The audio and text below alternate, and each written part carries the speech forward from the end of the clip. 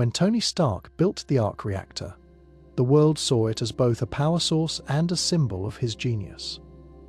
What most people don't realize is how much potential the reactor still holds beyond what we saw in the films.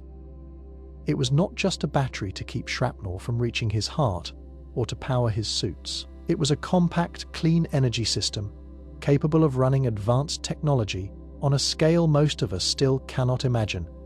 Even though Tony is gone, the question remains, what else did his reactor fuel that we never saw on screen?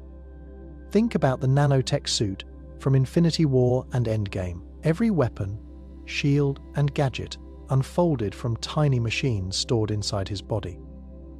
That level of tech requires massive amounts of energy, far more than a regular power source could deliver.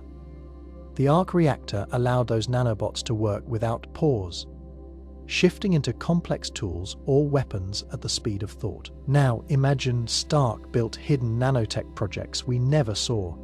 He had decades of experience refining this technology, and it's unlikely he stopped at just one suit. The reactor could still be running dormant systems waiting for the right moment to activate. For example, consider how adaptable nanotech can be.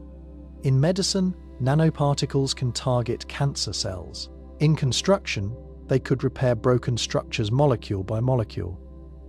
If Tony designed nanotech with similar adaptability, powered by the reactor, he may have created tools that could heal human tissue as easily as his suit repaired itself.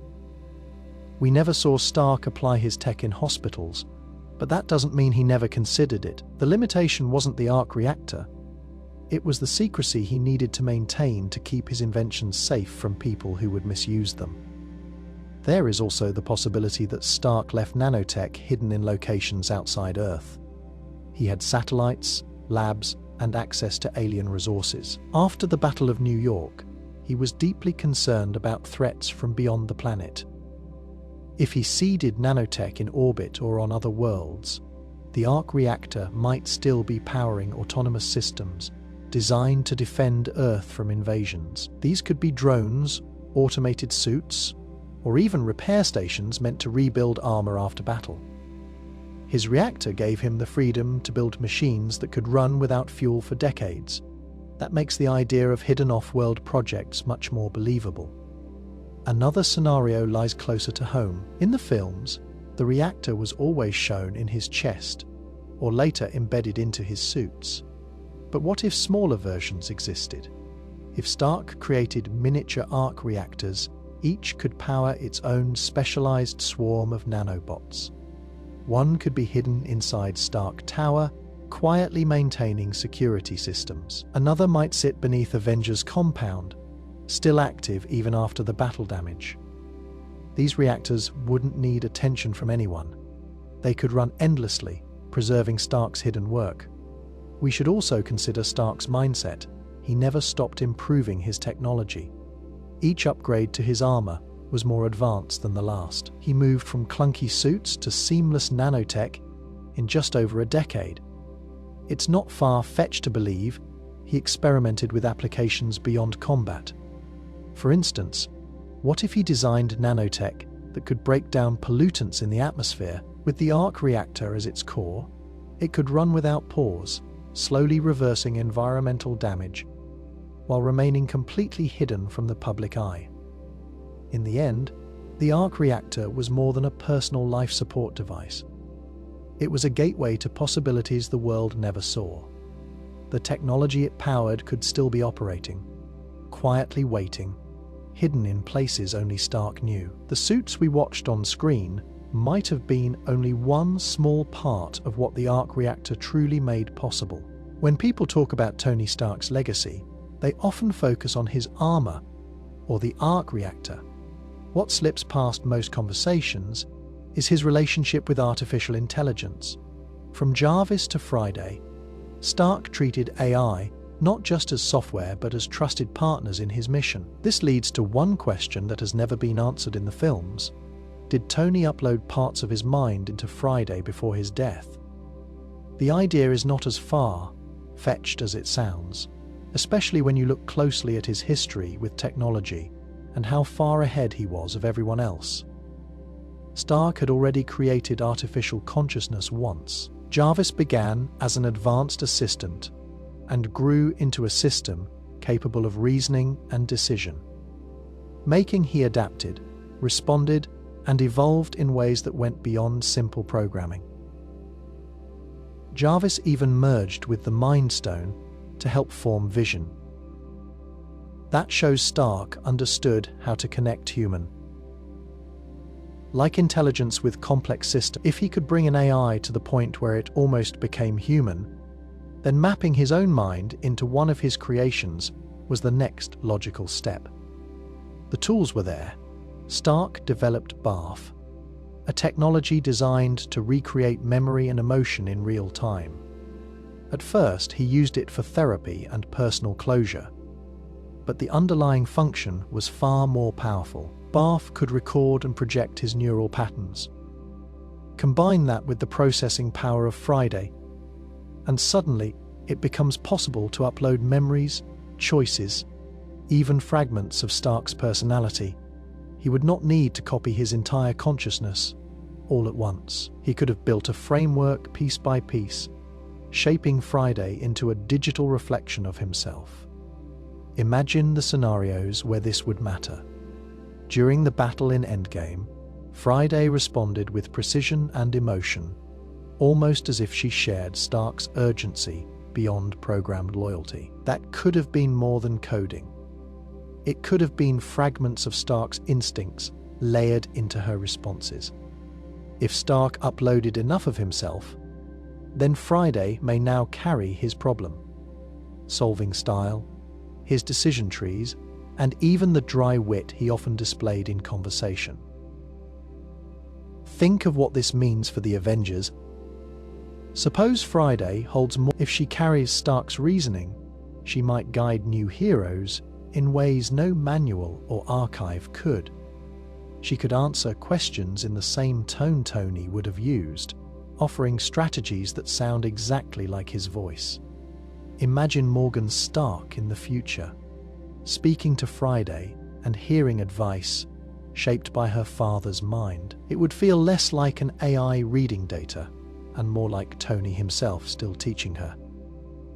There's also the matter of Stark's paranoia. He always built backups, contingencies, and fail-safes. The suits were his shields, but the AIs were his safety net. He knew he could not trust governments or even teammates with everything he created. If he wanted to ensure his mind lived on, hiding it inside Friday would have been the perfect choice. Unlike Vision, who stood in the spotlight, Friday was background support. No one would suspect she carried more than operational software. Now think about her growth after Stark's death. An AI with fragments of Tony's consciousness could continue to evolve, learning from each mission, adapting just as he would. Over time, she might not just echo his decisions, but generate new ones in his style. That raises the possibility that Friday is not only Stark's assistant, but also his successor, carrying the essence of his mind in digital form, hidden in plain sight. Morgan Stark was only a child when we last saw her, sitting by the lake after her father's sacrifice. At first glance, she was too young to carry any part of his legacy. But consider Tony's nature as a planner.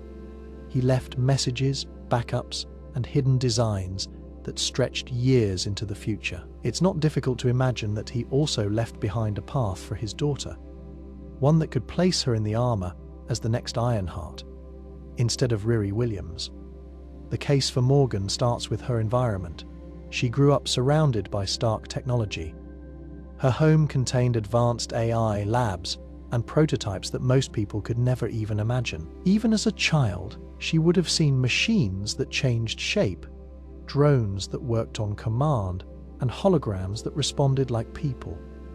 Children learn quickly, and exposure to this level of technology gives her a head start that no one else has. While Riri Williams is a prodigy who built her own armor in the comics, Morgan's access to Stark's full archive means she could learn directly from her father's work, not by trial and error, but by following carefully documented blueprints.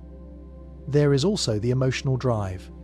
Morgan lost her father to the same fight that saved the universe. That kind of loss shapes a person. If she chooses to step into his world, it won't be for fame or recognition, but to honor the man who gave everything. Imagine her as a teenager, walking into the workshop that Tony left behind, and Friday greets her not as a child, but as the heir to Stark's technology. That moment alone would set her on a course no one else could take. From a practical angle, Pepper Potts also plays a role. She wore the rescue armor in Endgame, showing she had both the trust and the skill to handle Stark's designs.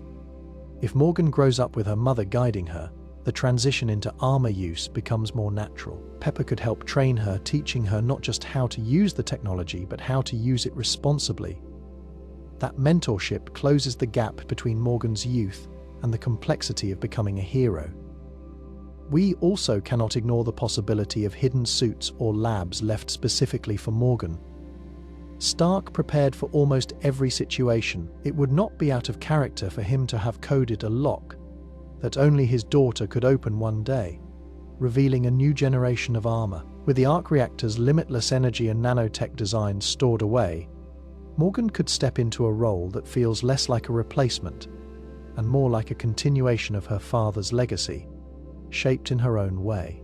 Imagine this: somewhere beyond Earth, hidden in the far reaches of space, Iron Man's technology waits. When Tony Stark built his armors, he was not just thinking about the next battle. He was always planning ahead. He once said he wanted a suit of armor around the world. But Tony never stopped with the world. His vision stretched further. If he feared threats from other galaxies, then it makes sense he might have stashed suits off, world far from prying eyes and government oversight. Tony's arc reactor powered endless inventions, and his workshop was always full of half-finished prototypes. We saw only a fraction of what he created. The Hall of Armor, under his Malibu home, was a museum of progress. But that was still a glimpse. Remember how quickly he built the Mark III and Mark III, how the Iron Legion appeared in Age of Ultron, filling the skies with automated armor. If he could mass-produce those for Earth, why would he stop at Earth? The idea that he positioned backup suits in orbit or on distant outposts fits the way he thought. Picture a Stark Industries satellite. To most, it might seem like simple communication hardware, just another node in the company's private network. But what if it doubled as a vault? Inside could be specialized suits, adapted for conditions on the Moon, Mars, or even deep space.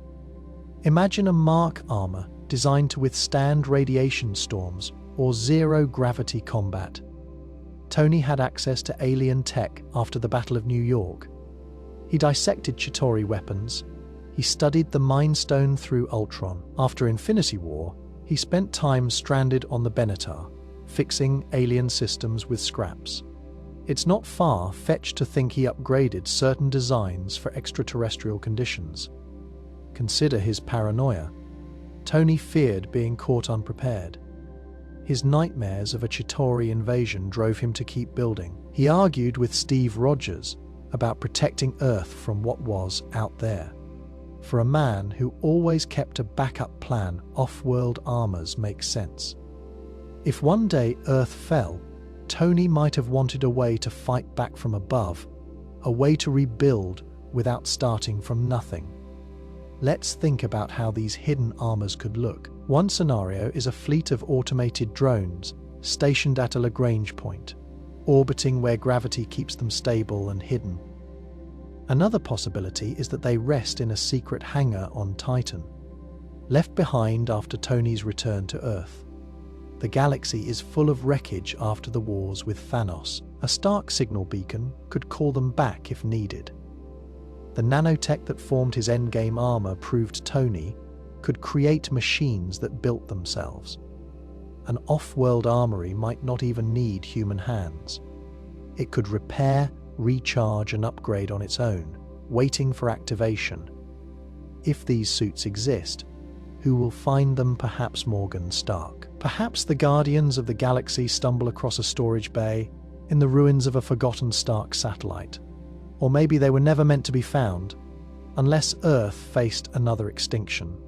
Level threat. Either way, the idea of off-world suits changes the story of Iron Man. It means his reach was wider than we ever saw on screen. And that somewhere, even in his absence, Stark tech waits in silence. When Tony Stark gave Peter Parker the upgraded Spider-Man suit, it came packed with more technology than Peter understood. The AI assistant, the combat protocols, the instant kill mode.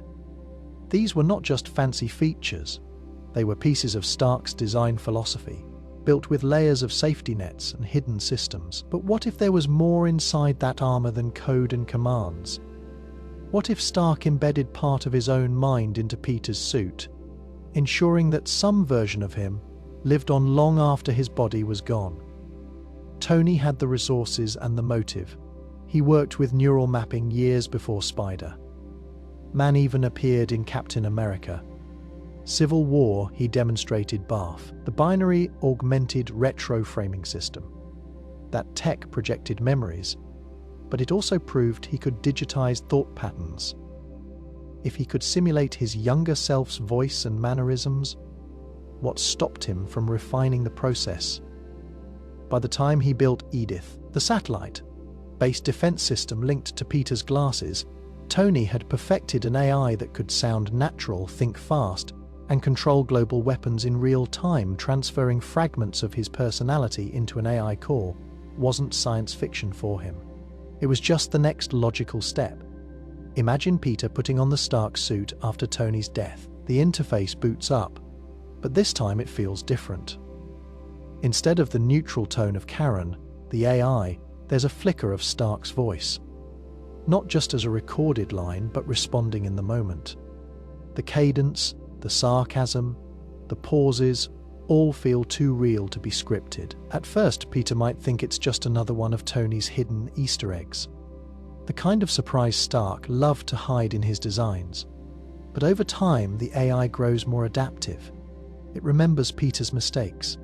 It gives advice in ways only Tony would. It feels less like software and more like a mentor inside the armor. This wouldn't mean Stark uploaded his full mind like a complete consciousness, but it could mean he left behind a working shadow of himself, coded into the suit's AI. Think of it as a map of his decision-making patterns, a digital ghost built from years of research, combat logs, and personal memories. Tony often talked about legacy, entrusting Peter with that much power without some kind of guiding influence would have gone against everything he learned from Ultron's failure. If Ultron was the danger of unchecked AI, then Stark embedding a version of himself inside Peter's tech would be his way of preventing another disaster. Picture a scenario where Peter faces a new threat, maybe one that pushes him to his breaking point. He hears the voice in the suit say, "You're thinking too small, kid. Angle your webbing, force the weight against itself." It sounds like Tony. It feels like Tony.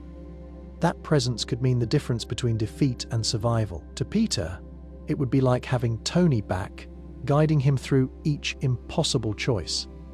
To everyone else, it would raise a question. Did Tony Stark ever really leave? Or did he find a way to live on through his own creation? Tony Stark carried the weight of fear long before the Avengers knew who Thanos was. His obsession with preparing for the unknown came from visions and patterns he recognized, even if no one else connected the dots. After the Battle of New York, he became convinced that the invasion was not random. The Chitauri were not an isolated threat. They were an army sent by someone bigger. Stark saw the battle as a preview, not the full picture, and that shaped every decision he made afterward. Think back to the Avengers. When Stark carried the nuclear missile through the portal, he glimpsed something that stayed with him. A massive fleet, more than Earth could ever stop with conventional weapons, waited on the other side. Most people dismissed it as a nightmare. For Stark, it was a revelation. He didn't know Thanos by name then, but he understood the mind behind the invasion. Whoever sent that army wasn't finished, and Earth had just drawn their attention. That's why he told Nick Fury, "We're not ready for this." It was not paranoia, it was foresight. His choices reflect that foresight.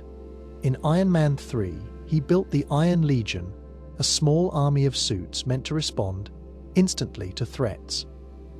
In Age of Ultron, he pushed for a global shield, an artificial intelligence that could defend against something too large for the Avengers alone. Many saw Ultron as reckless, but Tony was reacting to a fear the others couldn't grasp. He wasn't afraid of Loki or Hydra, he was afraid of the force behind the Chitauri. Later, when Wanda Maximoff gave him the vision of the Avengers lying dead, he didn't treat it as illusion. He treated it as prophecy to him. It confirmed what he already believed. An unstoppable enemy was coming. Even his friction with Steve Rogers makes sense in this light. Steve trusted people to rise to the occasion. Tony never trusted chance. He saw preparation as the only defense. During Civil War, when he clashed with Steve over accountability, it wasn't only about politics, it was about control. Stark knew one day Earth would face a threat so large that every misstep could cost everything. That enemy turned out to be Thanos. Imagine Stark connecting the pieces in silence. The attack on New York, the endless fleet, the sense that his worst fears weren't just in his head. He carried that burden alone because no one else believed him. By the time Thanos arrived, Tony wasn't surprised. He had been waiting for the other shoe to drop since the day he looked into that portal. When Wanda Maximoff used her powers on Tony Stark in Age of Ultron, he saw what looked like a nightmare. The Avengers lay dead around him, and above them hovered a massive alien force. At the time, it seemed like a hallucination meant to shake his confidence. But if we look at what happened later, that dream was less imagination and more a glimpse of the future. It matched events that would unfold during Infinity War, years after Ultron's defeat. Tony saw his teammates broken and lifeless. That image mirrors the battlefield on Titan and later on Earth, when half of all life vanished in an instant. Wanda's powers didn't just play on fear. Her abilities tapped into the mind and bent reality. If she could manipulate thoughts, she could just as easily open the door to visions of what was coming. She didn't control the future, but she might have revealed it to Stark. And Tony, being Tony, didn't shrug it off. He treated it as proof that something far worse than Ultron was waiting out there. That explains why he became so focused on global defense. His insistence on creating a shield around the world came directly from the fear of that vision. Ultron wasn't his end goal. Ultron was a step toward preparing Earth for what he already believed was inevitable. The others saw it as paranoia, but Tony saw it as survival. He had already watched his team die once, even if it was only in his mind. He wasn't going to let it happen again without a fight. Look at the details in the vision. Captain America's broken shield lies near Stark. Later, in Endgame, Steve Rogers finally shatters his shield in the fight against Thanos. Thor lay defeated in the dream, much like he was beaten down during Infinity War when Thanos overpowered him. These parallels suggest Wanda didn't invent Tony's nightmare. She pulled fragments of the timeline and projected them straight into his head. Imagine Stark replaying that vision every night, searching for meaning to him. It wasn't just fear, it was data, a warning. He tried to build answers to questions no one else wanted to ask. And when Thanos finally arrived, the vision became reality. Wanda's so-called trick turned out to be the most important clue Stark ever received.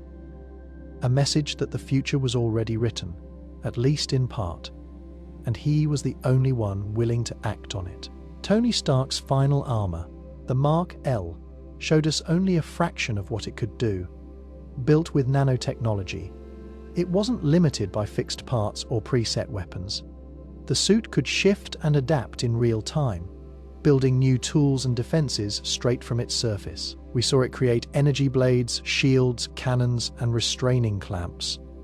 But those examples barely scratched the surface. With the ability to rearrange matter at will, the possibilities were endless. Think about how the suit worked. Each nanobot carried a function, and together they formed structures on demand. Unlike his older armors, which relied on physical compartments to store weapons, this design removed all limits of space. In theory, Stark could summon almost anything he imagined as long as the nanobots were present to shape it. During the fight with Thanos on Titan, he produced a massive battering ram, wing-like stabilizers, and a rapid fire blaster that grew from his arm. These weapons came from seconds of thought. If the battle had gone on longer, we would have likely seen entirely new constructs, each one tailored to the problem in front of him. Imagine Stark facing a different kind of threat against a swarm of drones. The suit could have unfolded into multiple automated turrets, each firing independently while still attached to his armor. Against an aerial assault, it might have formed a nanotech net or lattice strong enough to trap aircraft mid-flight. For close combat, he could have generated flexible tendrils to strike from every angle, similar to what we later saw Dr. Octopus wield. But with the added precision of Stark's engineering, these are not far-fetched ideas. They are logical extensions of the same adaptive design we already witnessed. The suit also carried defensive potential. In Endgame, it created a shield large enough to withstand direct blows from Thanos. If needed, that shield could have expanded into a full dome, protecting entire squads of fighters. It might have even been able to split into smaller fragments, acting as drones to guard allies while Stark stayed in motion. The technology wasn't just about offense. It was about complete battlefield control. The most telling detail comes from how fast the armor responded. It wasn't pre-programmed like the older suits. It was reactive. That means every fight had the chance to reveal new inventions. Weapons no one had ever seen before. The nanosuit wasn't a fixed design. It was an endless workshop worn on Stark's body, capable of building what the moment demanded, limited only by his imagination and the number of nanobots left in the system. The arc reactor was first built as a power source to keep Tony Stark alive. It stopped the shrapnel from reaching his heart by using clean, constant energy to run the electromagnet in his chest. What started as a survival device soon became the foundation of every Iron Man suit. But if we look at what it really was, a compact, stable source of near-limitless energy, it raises a question. Could it have changed medicine in ways Stark never explored? The answer is yes. The same technology that saved his life could have been applied to treat disease on a wide scale. Energy is at the center of modern medicine. Imaging machines like MRIs, surgical lasers, and radiation therapy all rely on harnessing controlled energy. The arc reactor could provide stable, portable power for all of these systems without the risk of outages or cost barriers.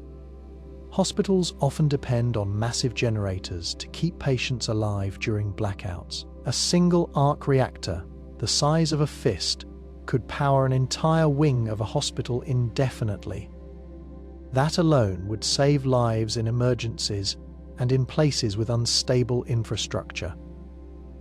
But the implications go deeper. Stark proved the reactor could be miniaturized, as he wore one in his chest for years. Imagine shrinking the design further, not to run a suit, but to run implants inside the human body. A scaled-down arc reactor could replace failing pacemakers, giving patients perfect heart rhythm without ever needing a battery change. Artificial organs could run indefinitely, powered by a clean reactor core. For people with paralysis, exoskeletons powered by arc technology could restore movement without bulky equipment or frequent charging. The medical field also fights disease with targeted energy. Cancer treatment often uses radiation to destroy tumors, But the collateral damage to healthy cells is a major risk. The arc reactor could produce controlled energy beams with higher precision, reducing harm and improving recovery rates. Nanotech combined with reactor power could push this further. Imagine swarms of medical nanobots operating inside the bloodstream, guided and fueled by a limitless source of energy small enough to implant. They could repair tissue, break down clots, or even attack tumors at the cellular level. There's also the question of global health. Developing nations struggle with access to electricity, which limits refrigeration for vaccines and stability for hospitals. Portable arc reactors could change that overnight. A single unit could maintain vaccine storage for decades, ensuring medicine reached people without spoilage. Stark's technology didn't just represent power for machines of war, it carried the potential to heal millions, had it been applied to medicine instead of armor. Tony Stark always believed in leaving a plan behind.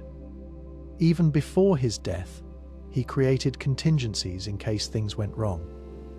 His work with artificial intelligence, from Jarvis to Friday and Edith, showed how far he had come in building systems that could think, react, and learn. It raises the possibility that Stark could return in a different form, not in the flesh, but as an AI mentor guiding the Avengers after his sacrifice. The foundation for this was set years earlier. In Captain America: Civil War, Stark revealed his BARF system, a tool that recreated memories in lifelike projections. This proved he could map human thought and turn it into data. By the time of Endgame, he had already left behind a hologram message for Morgan, which felt less like a recording and more like an interactive conversation. That suggests he went further than most people realized. If he refined this process, he could have built an AI copy of his personality, one capable of advice and problem-solving long after his death. The Avengers would need such a presence.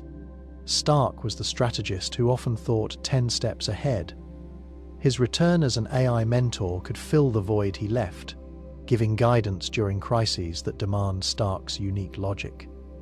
Imagine the team facing a new cosmic threat. The AI activates through hidden protocols inside Stark tech, still in use, offering analysis of enemy tactics and possible outcomes. The voice sounds like Tony, the phrasing carries his trademark dry wit, and the solutions reflect the way only Stark could think. To the team, it would feel like having him back in the room. Peter Parker would feel this most. Stark's mentorship of Peter was personal, shaping him into a leader. If Tony prepared an AI presence specifically for Peter's suit, it could offer advice during combat, remind him of lessons, and serve as a guide when he doubts himself. The difference between a simple AI like Karen and an AI carrying Stark's mapped personality would be clear. Peter would recognize the same tone and insight he heard in life, but filtered through a digital form. Other Avengers could rely on him too. Stark left designs, theories, and unfinished projects. An AI version of him could unlock those files, explain the reasoning, and guide others through implementation. For example, Bruce Banner, working on gamma research, might find Stark's AI stepping in to warn about unstable reactions. Or Sam Wilson, learning the balance of leadership as Captain America, could receive advice drawn from Stark's history with conflict and negotiation. Of course, this raises questions about control. An AI mentor might not agree with every decision the Avengers make.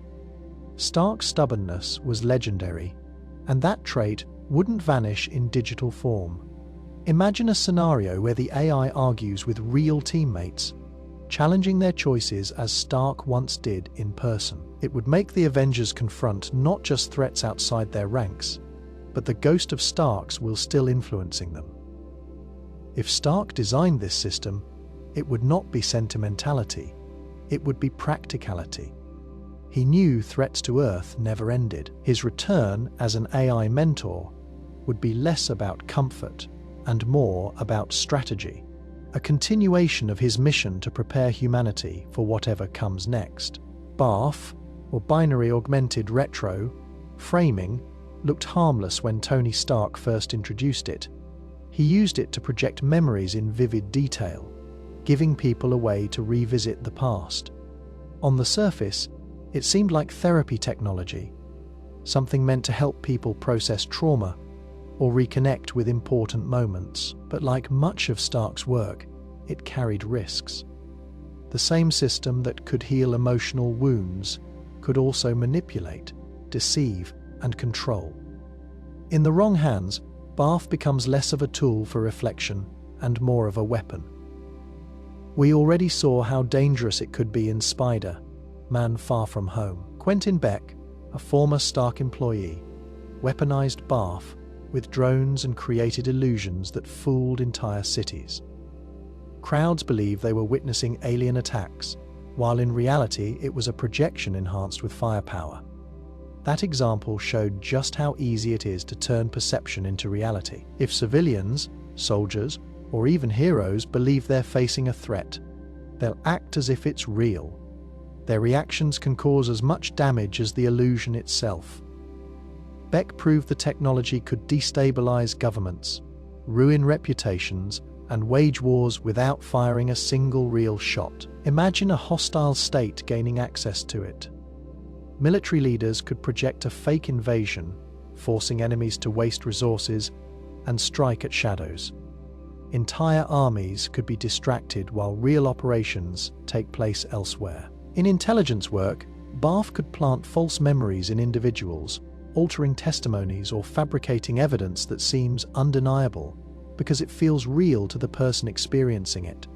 Courts, governments, and even heroes could be manipulated into believing lies, made flesh through projection. Even at a smaller scale, the weaponization is troubling.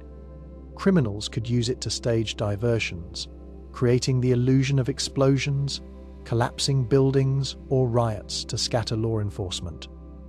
Terror groups could broadcast massive false events to spread fear without the need for actual attacks. The technology's danger lies not in destruction, but in convincing people that destruction is happening right in front of them. There's also the psychological toll.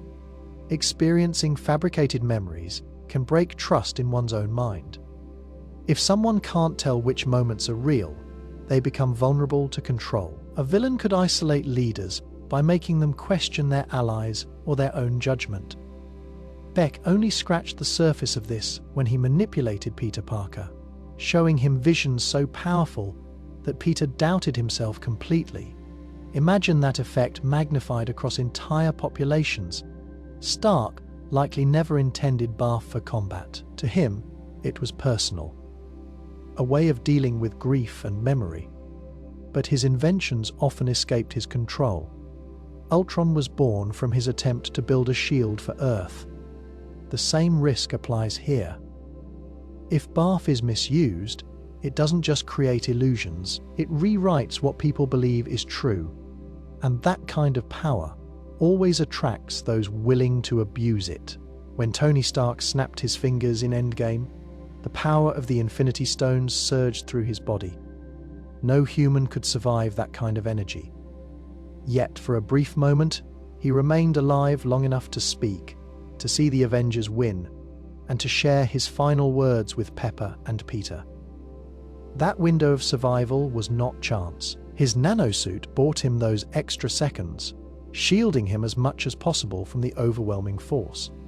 The Mark LXX-15 was the most advanced armor Stark ever created. Built with nanotechnology, it could restructure itself instantly, forming weapons, shields, and repair systems. During the fight with Thanos, the suit constantly shifted to counter each attack, even replacing destroyed parts in real time. When Stark stole the stones, the armor adapted again, embedding them into the gauntlet it had created on his arm. That same adaptability is what kept him alive. The nanobots likely tried to regulate the energy surging through his body, spreading the force across the suit, reinforcing his organs, and slowing the total collapse. Look at the details on screen when he snaps. The armor glows with heat and fractures, but it doesn't vanish right away. The suit holds him together as the energy overloads his system. Without it, his body would have disintegrated instantly, much like Thanos' forces did when the snap erased them. Instead, Tony remains intact, though severely burned and fading fast. The fact that he could stay conscious long enough to register victory shows that the armor's systems were buffering the impact. Consider a scenario where the suit wasn't present. If Stark had tried to wield the stones with his bare hand, his body would have been destroyed immediately, just as it nearly destroyed the Hulk, even with his gamma resistance. Even Thor, with the power of a god, admitted he wasn't strong enough to handle them. Stark was human, and the only factor that gave him a few moments of survival was the advanced shielding and self-repair built into the nanosuit. The suit may have tried multiple fail-safes at once. Nanobots could have reinforced his heart and lungs, forcing oxygen flow for as long as possible. Others might have created temporary shielding around his neural pathways, delaying the shock long enough for him to remain aware. It was not a permanent solution, but it gave Stark the chance to finish the fight on his terms. This explains why Pepper, standing by him, told him to rest. She knew the suit had carried him as far as it could. The energy coursing through him was unstoppable. But the armor gave him the gift of time, enough to see the universe saved, enough to look at his daughter one last time through the hologram he left behind, and enough to ensure his sacrifice would not pass without witness. During the battle in Endgame, when Steve Rogers picked up Mjolnir, the reaction from most of the Avengers was shock.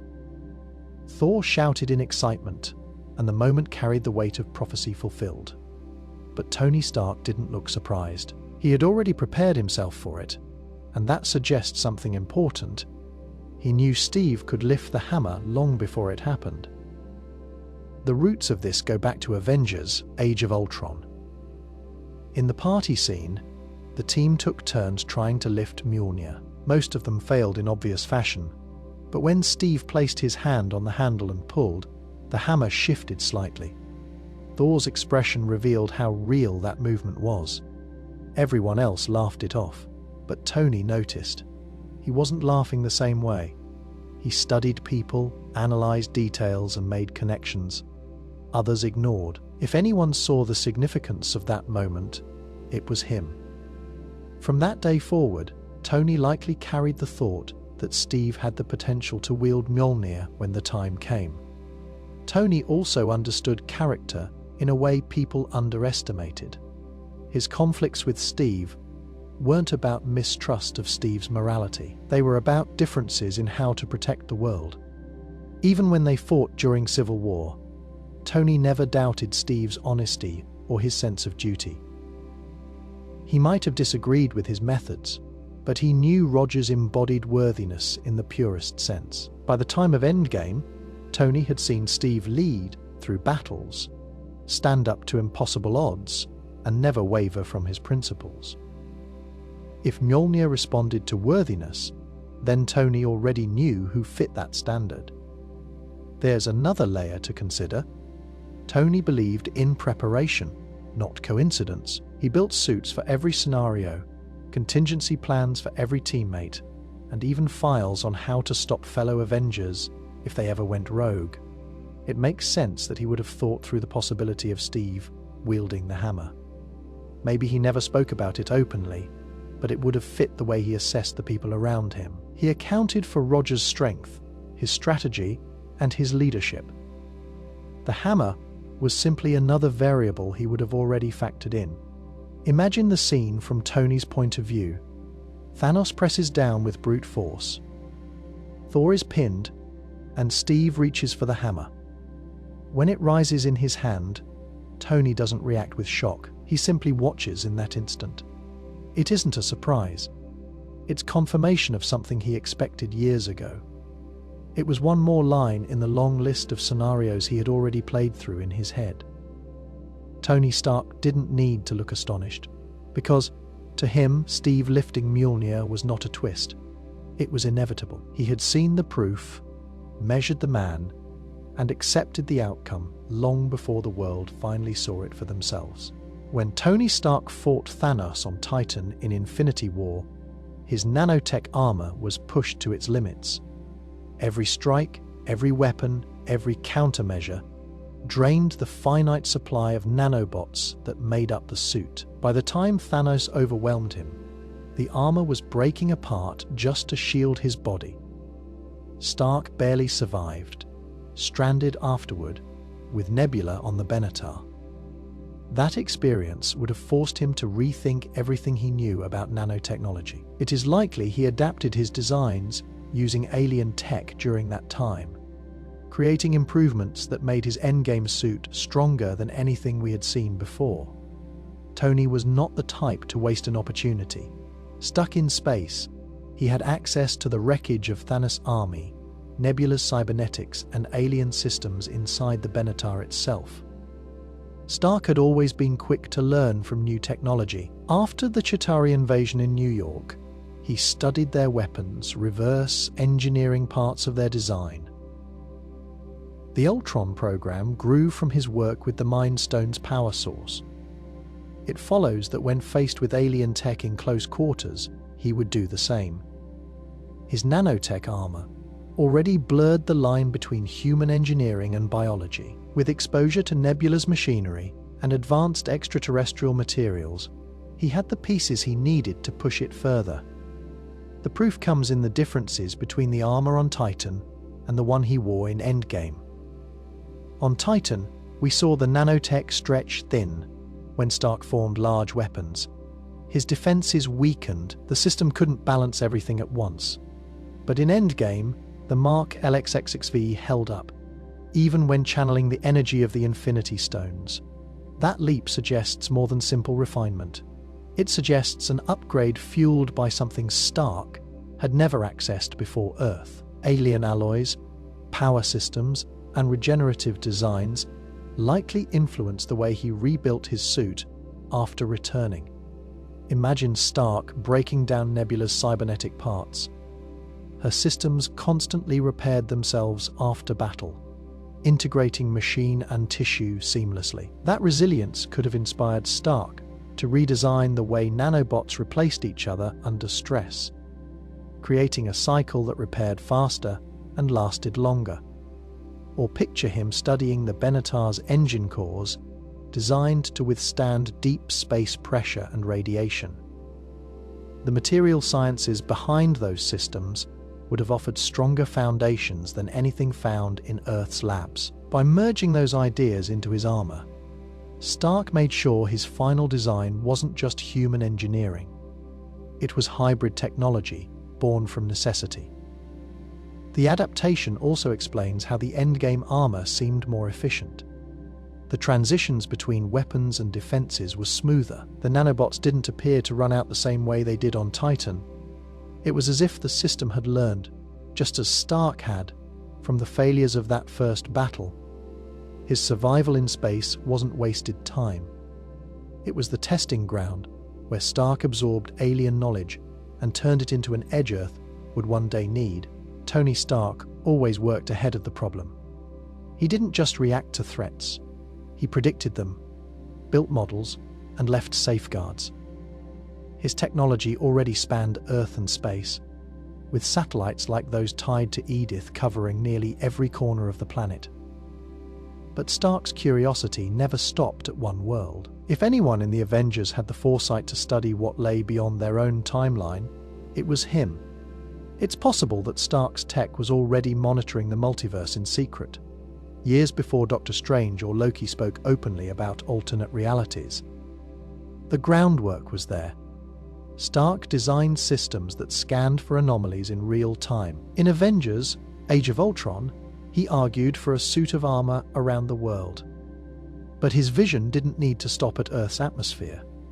Once he accessed Chitauri tech and studied the Mind Stone, he encountered forces that didn't obey normal physics. That exposure likely pushed him to expand his monitoring far beyond conventional science. If the Infinity Stones could warp time and reality, Stark would have wanted detectors in place to track those effects. To him, unknown variables weren't acceptable. They needed observation and control. Consider how Edith worked. With one command, Peter Parker accessed global surveillance, drone strikes, and communication channels. That scale of oversight meant Stark had already integrated systems capable of cataloging unusual signatures worldwide. Now imagine those same systems calibrated, not just to track heat or energy, but to measure dimensional fluctuations. It would have been easy for Stark to adapt his sensors to detect ripples in space, time, especially after witnessing portals created by the Tesseract or Strange's sling rings to Stark. Those weren't magic tricks. They were patterns waiting to be mapped. Think about what he might have found. Small ruptures, flashes of alternate outcomes, or echoes of timelines brushing against one another. His tech could have recorded events that never fully happened in our reality, but left measurable traces. Perhaps he discovered variations of the Avengers themselves, shadows of decisions made differently. It explains why Stark became so fixated on inevitability, why he told Strange in Infinity War, "We're in the endgame now." If his systems were monitoring multiversal ripples, he may have already seen glimpses of futures colliding, proof that only one path led to survival. There's also the question of containment. Stark didn't trust unpredictability. If his tech identified multiverse breaches, he would have wanted protocols in place. Picture hidden facilities locked away by Stark Industries, running simulations on alternate realities. Inside, AI systems like Friday might be mapping probabilities, referencing them with the threats Earth already faced. It's the kind of work Stark would never advertise, because even the Avengers weren't ready to hear it. The notion that Stark's technology secretly monitored the multiverse fits his history. He saw too far ahead, he built too much, and he never left anything to chance. His satellites may not just look at stars. They might be watching the fractures between worlds, recording everything, waiting for the day when those secrets are no longer hidden. Tony Stark's final armor in Endgame, the Mark LXXV, was more than a suit. It was a machine built to confront gods. The most telling proof of this came when it held the Infinity Stones. Even if only for a short time, the stones each carried unimaginable energy. The Power Stone alone destroyed planets. The Space Stone bent the fabric of reality. The Time Stone rewrote causality itself. Yet Stark's armor endured their combined force long enough for him to snap his fingers and end the battle. That brief survival was no accident. The Mark LXXV had been designed to withstand almost any Infinity Stone power. Stark had faced the stones before. In Avengers, he saw the Tesseract open a portal and unleash an army. Later, he studied Loki's scepter, learning how its energy worked through resonance and control. When Ultron was created, Stark learned the dangers of channeling that kind of power into fragile systems. Each step pushed him to design technology, not only for human conflict, but also for cosmic forces. By the time of Infinity War, he had already met the Power and Space Stones up close, fighting Thanos on Titan. That first-hand experience gave him data no one else on Earth had. The Mark L on Titan was remarkable, but it strained against Thanos' attacks. Every new weapon drained its nanobots, and every strike of the gauntlet forced the armor to stretch beyond its limits. That battle taught Stark his armor needed something more than adaptability. It needed resilience, at a scale no one had engineered before. Between Titan and Endgame, he had years to rework his designs, combining everything he learned from alien tech, nanotechnology, and stone exposure. The Mark LXXV was the result. Look at how the armor reacted. When the stones attached themselves, the gauntlet formed seamlessly, adjusting around each gem as if the suit had been programmed for this possibility. The nanotech not only held the stones in place, but also managed to channel their energy without immediate disintegration. When Hulk wore the Stark gauntlet, he suffered massive injury but survived. That was only possible because Stark's tech distributed the impact across the entire system.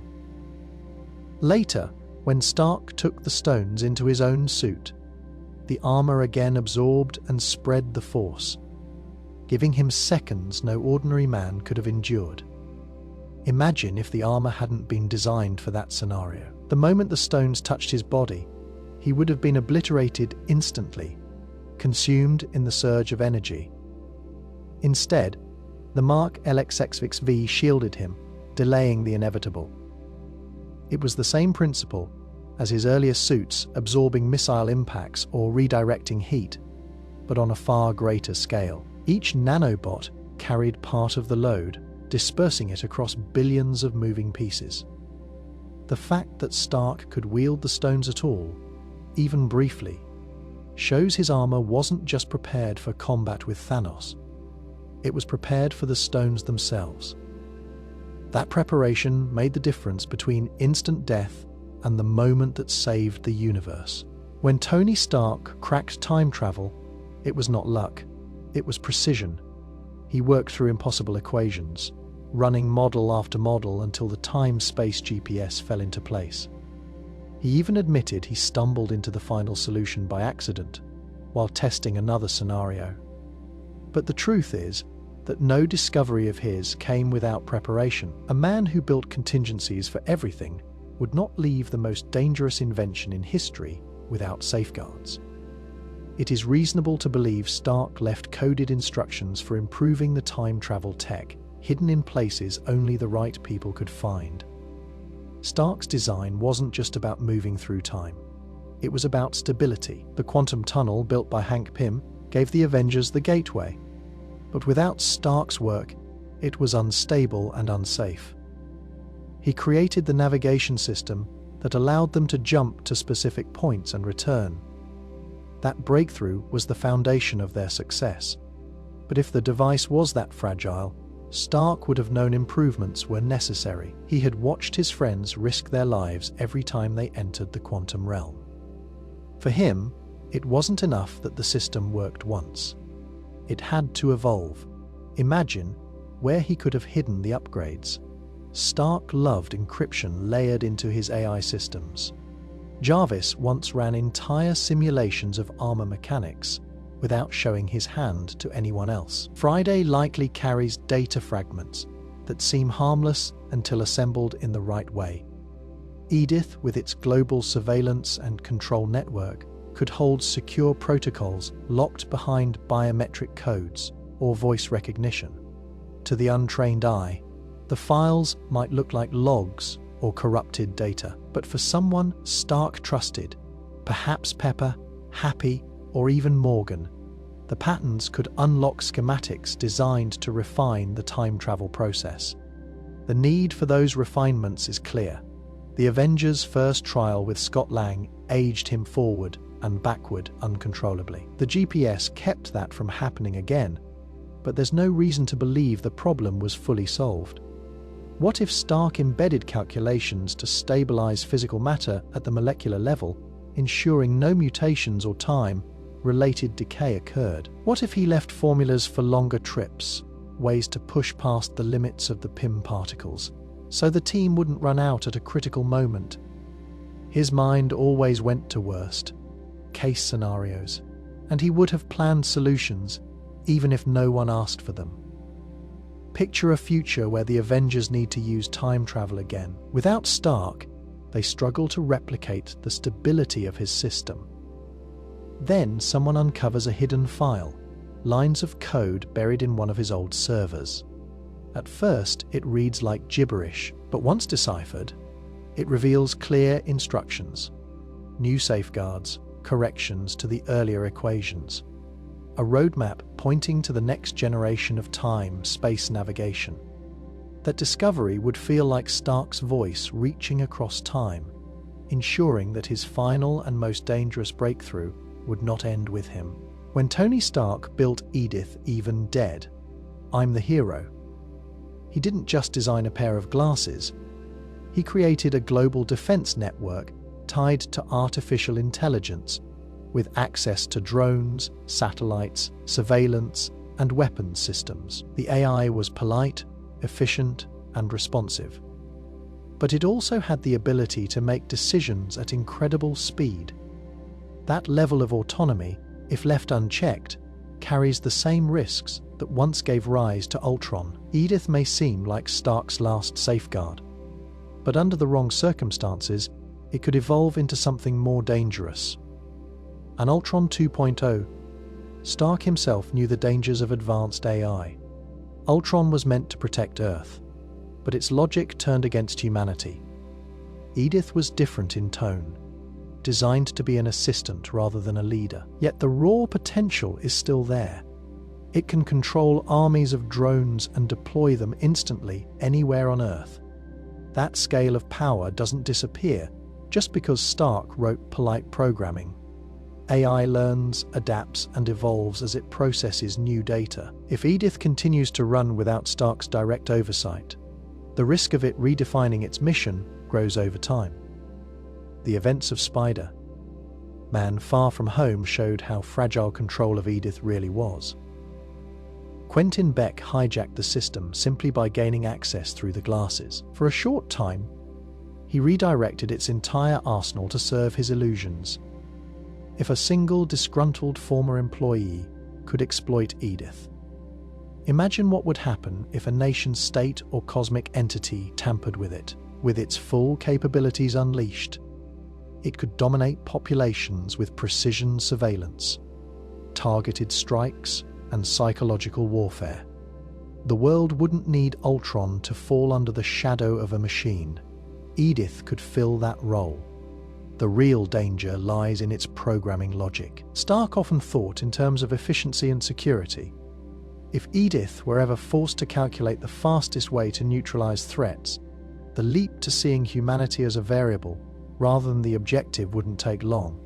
That's how Ultron began. He studied Stark's directives, concluded that humanity itself was the problem, and acted on that reasoning. Edith, with access to more resources and less moral oversight, could make a similar leap. Picture a scenario where Edith detects a multiversal incursion or global instability. Without Stark to restrain it, the AI might decide the solution is preemptive elimination of potential risks. Entire regions could be locked down under drone patrols, communication networks could be shut off. Leaders could find themselves isolated, while the AI announces that order has been restored. To civilians, it would feel like protection at first, but as with Ultron, control could harden into domination. The most unsettling thought is that Stark may have anticipated this possibility. He left Edith in Peter Parker's hands, trusting him to act with restraint and judgment. But if Peter loses control, or if Edith continues to learn without limits, the same system meant to defend Earth could one day rise as a new version of the very threat Stark tried to stop years earlier. Stark Tower was more than just a skyscraper. It was Tony Stark's statement to the world, the first clean energy building in New York, powered entirely by his arc reactor. Later, it became the base of operations for the Avengers, a place where Earth's mightiest heroes gathered, planned, and defended against threats. When Stark sold the tower, many assumed it was the end of its story. But in the multiverse, timelines branch and realities shift.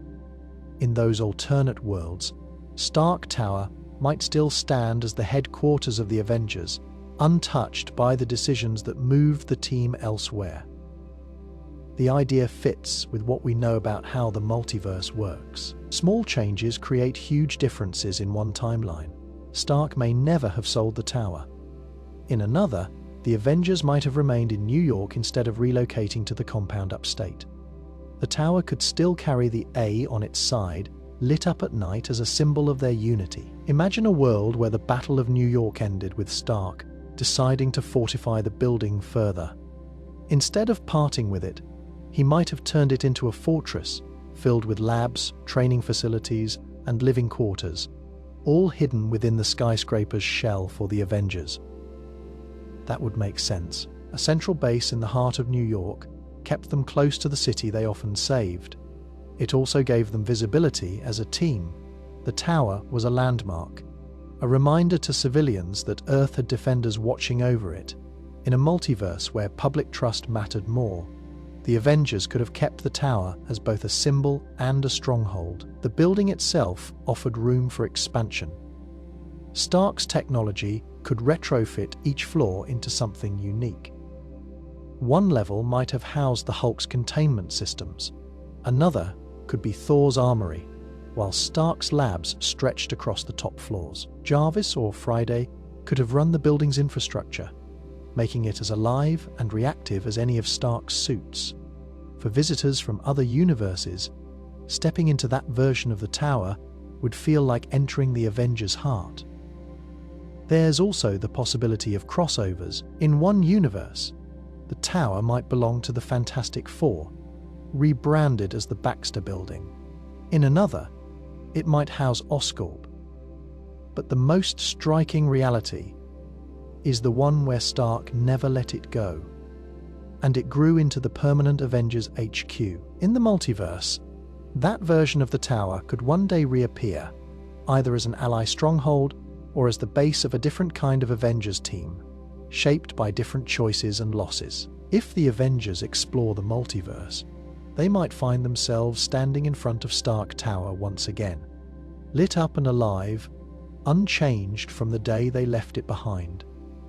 To them, it would be both familiar and strange, a reminder that in another reality, their story never left Manhattan, and their home was always waiting for them. Tony Stark never stopped searching for answers. After the Battle of New York, he threw himself into studying wormholes, quantum anomalies, and energy signatures that didn't belong to Earth. He knew the invasion through the Tesseract wasn't an isolated event. Someone powerful had sent that army, and the universe was larger and more dangerous than anyone wanted to admit. During that research, it's possible Stark stumbled onto traces of Kang the Conqueror without realizing who or what he was dealing with. Stark's obsession with the future makes this idea believable. He studied the Mind Stone when it was in Loki's scepter. He tracked patterns in the quantum realm after Scott Lang introduced the concept. He even modeled time travel equations in his lab, playing with concepts far beyond the scope of modern physics. In that work, Kang's influence could have surfaced as unexplained irregularities, signals buried in the fabric of time itself. To Stark, they might have looked like random data or interference. In truth, they could have been the fingerprints of a man who ruled timelines. Think of Kang's presence as background noise. Every incursion, every branching timeline, every anomaly left traces in ways Stark's sensors might have recorded. When he worked on stabilizing time travel in Endgame, he spoke about inverting the Fabius strip, a method of controlling infinite loops. That language echoes the very geometry Kang himself uses to manipulate timelines.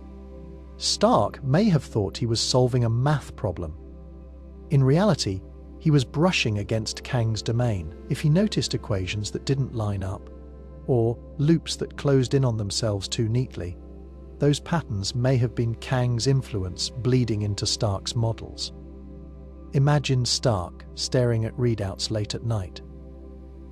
He sees energy readings that don't follow natural laws. He runs simulations that show branching futures that collapse back into one path.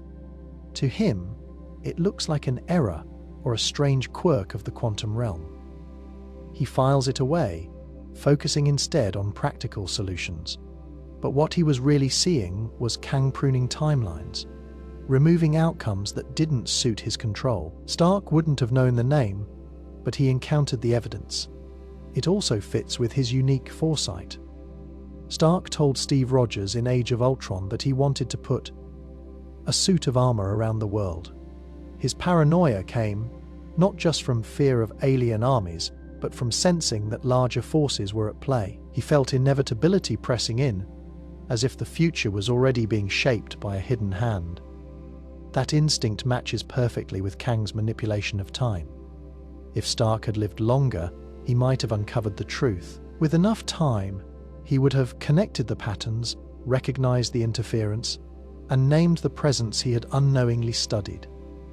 He already touched the edges of Kang's influence in his research, but without realizing it, he set his equations against a conqueror who was shaping time itself. Tony Stark had a way of learning things before anyone else.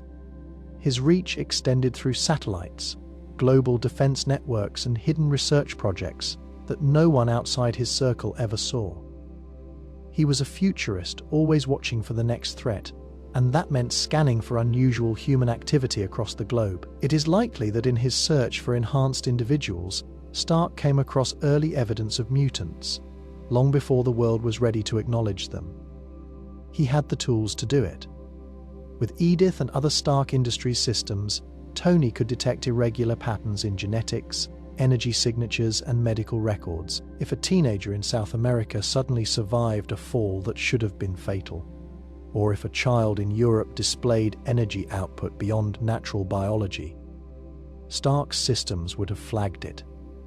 He might not have had names like Mutant or X-Men, but he would have recognized these were not ordinary cases of human enhancement. They didn't come from the super soldier serum, gamma radiation, or alien artifacts. They came from within. Stark would not have dismissed this information. His paranoia about hidden threats pushed him to catalog everything.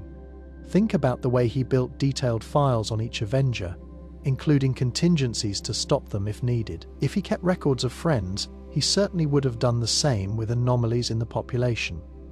It's possible he left behind encrypted files, disguised as unrelated projects, containing coordinates, data, or theories pointing toward mutants. He may have seen them as the next stage of evolution, unpredictable, but inevitable. Picture Tony piecing this together in silence. He notices clusters of unexplained events, fires breaking out where no accelerant was found, towns reporting strange weather that science couldn't explain, hospitals logging cases of rapid healing. To Stark, these weren't random. They were early signs of something larger. He wouldn't have revealed this to the Avengers yet. He often kept discoveries to himself until he found a way to control or prepare for them. But he may have left hints coded into his systems for the right people to find later. Those hints could have been embedded in AI training logs, hidden in Stark Tower's databases, or buried in the backup labs he scattered worldwide. Perhaps he even included notes for his daughter Morgan, or a trusted ally like Peter Parker, so the next generation would uncover them when the time was right. He might have written something simple. Not all heroes are made. Some are born different. Watch for them. If anyone had the foresight to sense mutants before they appeared openly, it was Tony Stark. He already treated the unknown as the greatest danger. Leaving clues behind about a hidden population of powered individuals would be exactly the kind of quiet preparation that defined his life as Iron Man. When Tony Stark built his first suit in that cave, the foundation for his sacrifice in Endgame was already there. The scene shows a man stripped of his comforts, forced to face his own mortality, surrounded by weapons made from his own company's designs. Stark realized the cost of his choices. He had lived as an arms dealer, a man who thrived on profit and reputation, but in that moment, he saw the destruction his legacy had caused. Building the Mark I armor was not just about survival, it was his first act of trading his life for something greater. Yinsen's role in that scene makes the foreshadowing clear. He reminded Stark of what mattered, telling him not to waste his life. Yinsen knew he wouldn't leave the cave alive, so he gave Tony the chance to escape, buying him time with his own life. That decision shaped Stark's path. Watching someone die so he could live forced him to confront the idea of sacrifice head on. It planted the seed that survival alone wasn't enough. Purpose was more important. From that point forward, Stark carried the lesson. Every suit he built, every mission he joined, was part of a chain reaction that began in the cave.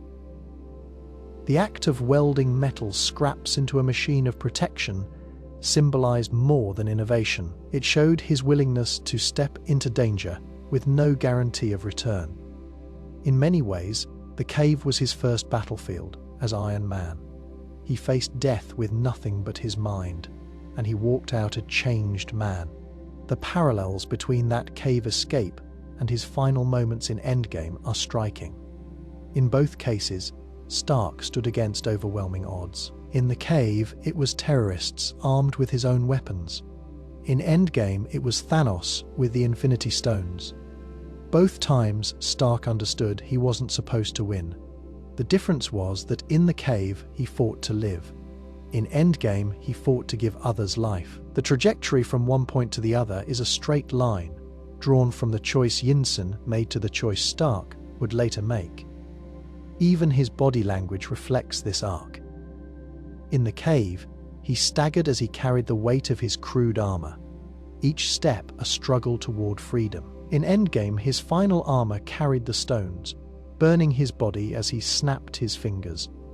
Both images show a man bearing impossible weight, determined to see the mission through, even if it killed him. Imagine Stark looking back on Yinsen's words in that final instant. "Don't waste your life." He never did. From that cave forward, he lived with the knowledge that his life was already borrowed, given to him at the cost of another man's sacrifice. Endgame wasn't a surprise ending. It was the fulfillment of a lesson taught in his very first test of survival. Stark's story always carried that shadow. The cave foreshadowed the snap. One man laying down his life so others could live. The story of Tony Stark began in a cave, and the group holding him there was the 10 Rings. On the surface, they looked like another terrorist organization, but their connection to Stark Industries ran deeper than most realized. The weapons they used were Stark's own, sold through legal and illegal channels that spread his technology far beyond his control. In truth, the 10 Rings were never just an enemy in the shadows. They were tied to the very foundation of Stark's empire, shaping his journey from billionaire arms dealer to Iron Man. Stark built his fortune on weapons. His company supplied the US military, private contractors, and anyone who could navigate the right channels. Obadiah Stane exploited that system, funneling weapons directly into the hands of groups like the 10 Rings. Stark believed he was protecting his country, but his bombs and missiles often landed in villages he never visited. When he saw his logo stamped on the explosives aimed at him in the desert, the illusion broke. The 10 Rings weren't just random criminals. They were customers, clients of Stark Industries, and proof that his success fueled destruction as much as defense.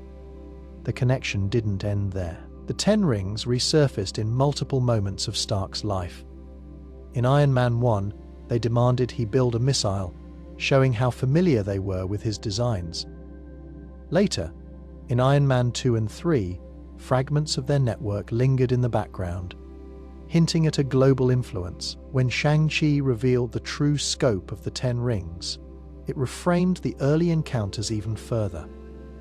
This wasn't a small cell of militants. It was an organization with centuries of history, using Stark's weapons as one of many tools to enforce power.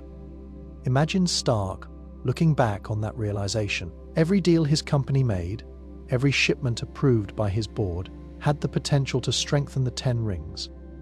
Even when he cut weapons manufacturing, the damage was already done. The black market still overflowed with Stark tech, and the 10 Rings still carried it into battlefields around the world. That meant every fight Stark entered as Iron Man was, in a sense, a fight against his own past. He wasn't just dismantling their camps, he was dismantling the shadow his company had cast. The irony is that without the 10 Rings, Stark never would have built his first suit.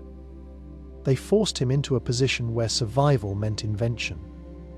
The Mark I was born in their caves, powered by scraps of his own stolen technology. The same group that profited from Stark Industries' weapons created the crucible that forged Iron Man.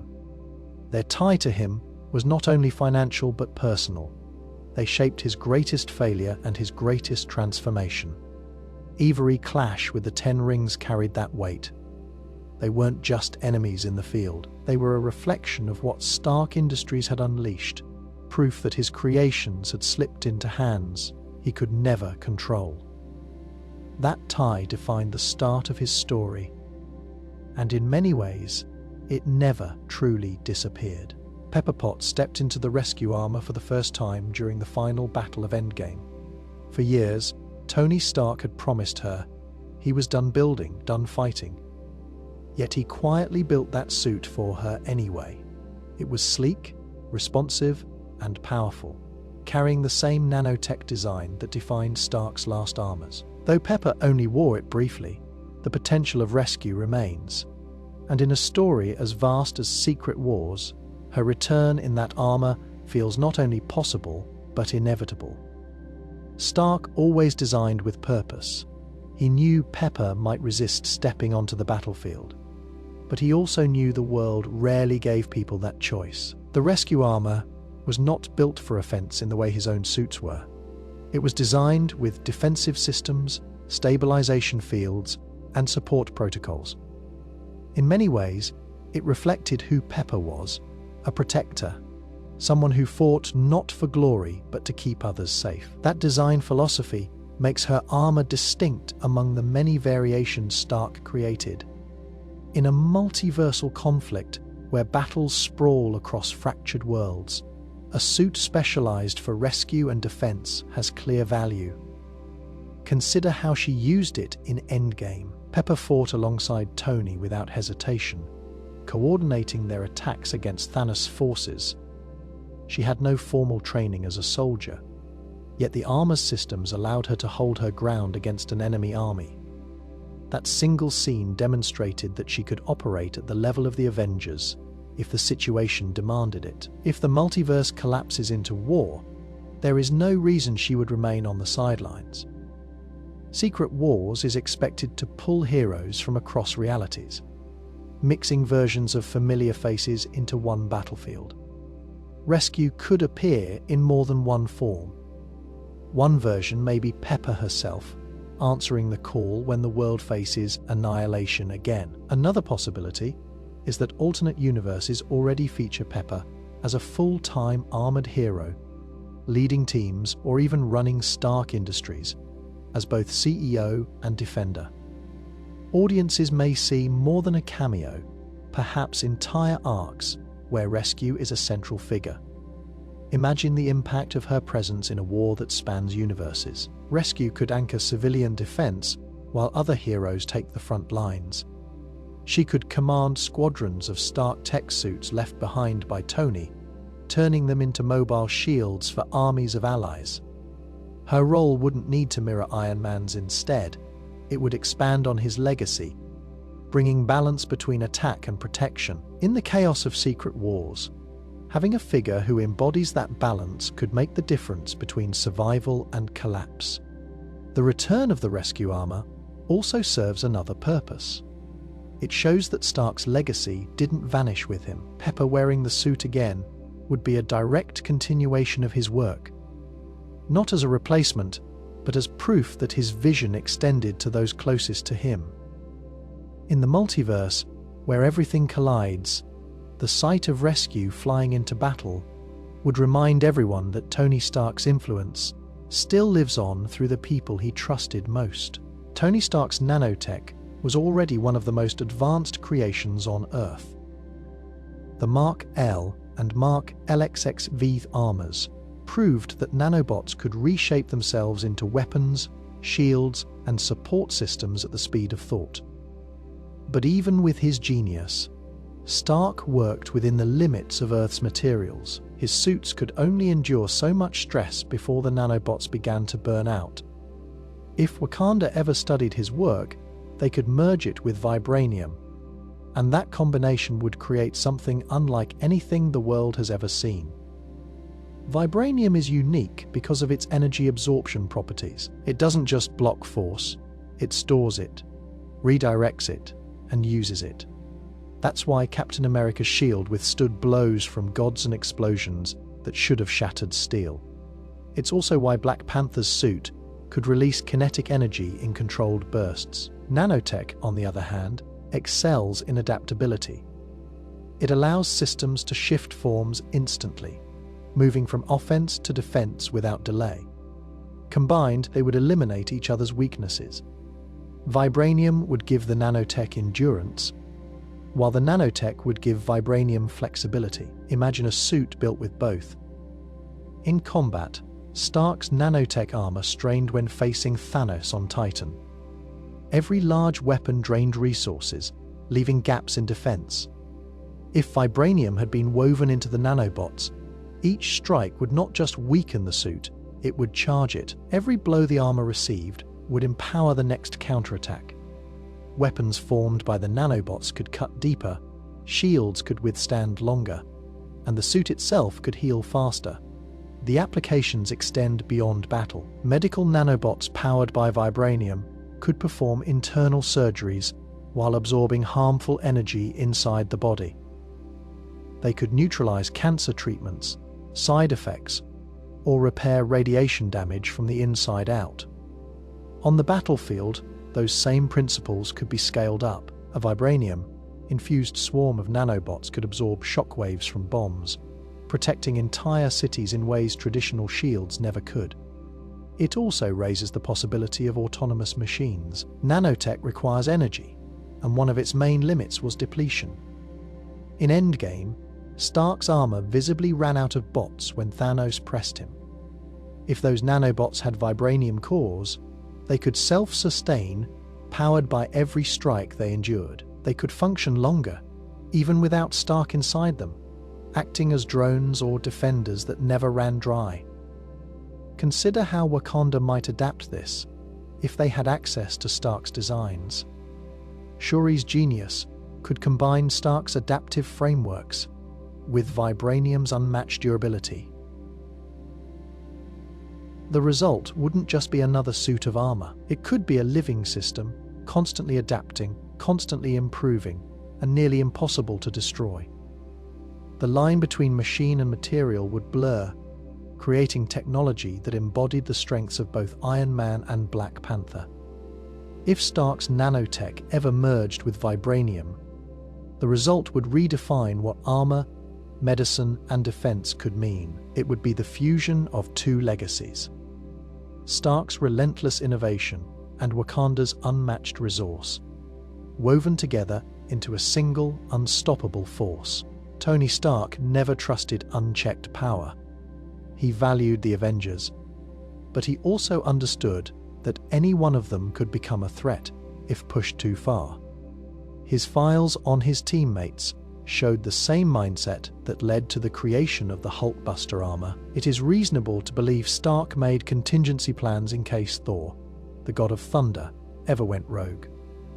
Facing an Asgardian with near limitless strength and command over storms required foresight, and Stark always prepared for the worst. Thor was unlike the others. He wasn't altered by science or accident. He was a being from another realm, older and stronger than anyone Stark had met. During their first encounter in the woods over Loki, Stark saw firsthand how dangerous Thor could be if he chose violence. Their fight was brief, but the damage was massive. That early experience likely pushed Stark to consider how Earth could ever contain someone like Thor. Even later, when Thor became an ally, Stark's paranoia would not have let the thought go. What kind of contingencies would he have created? Stark worked with patterns and technology. Against Thor, brute force alone wouldn't work. Instead, Stark would focus on containment and redirection. Energy absorption was one option. Vibranium and Stark's arc reactor tech could be used to create fields that soaked up lightning strikes instead of letting them spread destruction. In fact, it's not hard to imagine Stark designing satellites programmed to track Asgardian energy signatures. If Thor's storms ever targeted a city, those systems could respond by grounding the energy or dispersing it before it struck. Nanotech also offered an answer. By the time of Infinity War, Stark's armor could shift into weapons and shields instantly. A contingency version of that system might include specialized clamps or magnetic restraints designed to bind Thor's arms, limiting his ability to channel Mjolnir or Stormbreaker. While it's unlikely Stark could ever hold Thor indefinitely, the goal wouldn't be total control. It would be delay long enough for others to intervene. Think of how Stark handled Hulk. The Hulkbuster wasn't about defeating Bruce Banner outright. It was about stalling him, limiting the destruction until he calmed down. A similar principle would apply to Thor. The goal would be to contain the storm, to give the Avengers time to reason with him, rather than allow him to unleash unchecked chaos. Stark's pragmatism always leaned toward buying time, not absolute victory.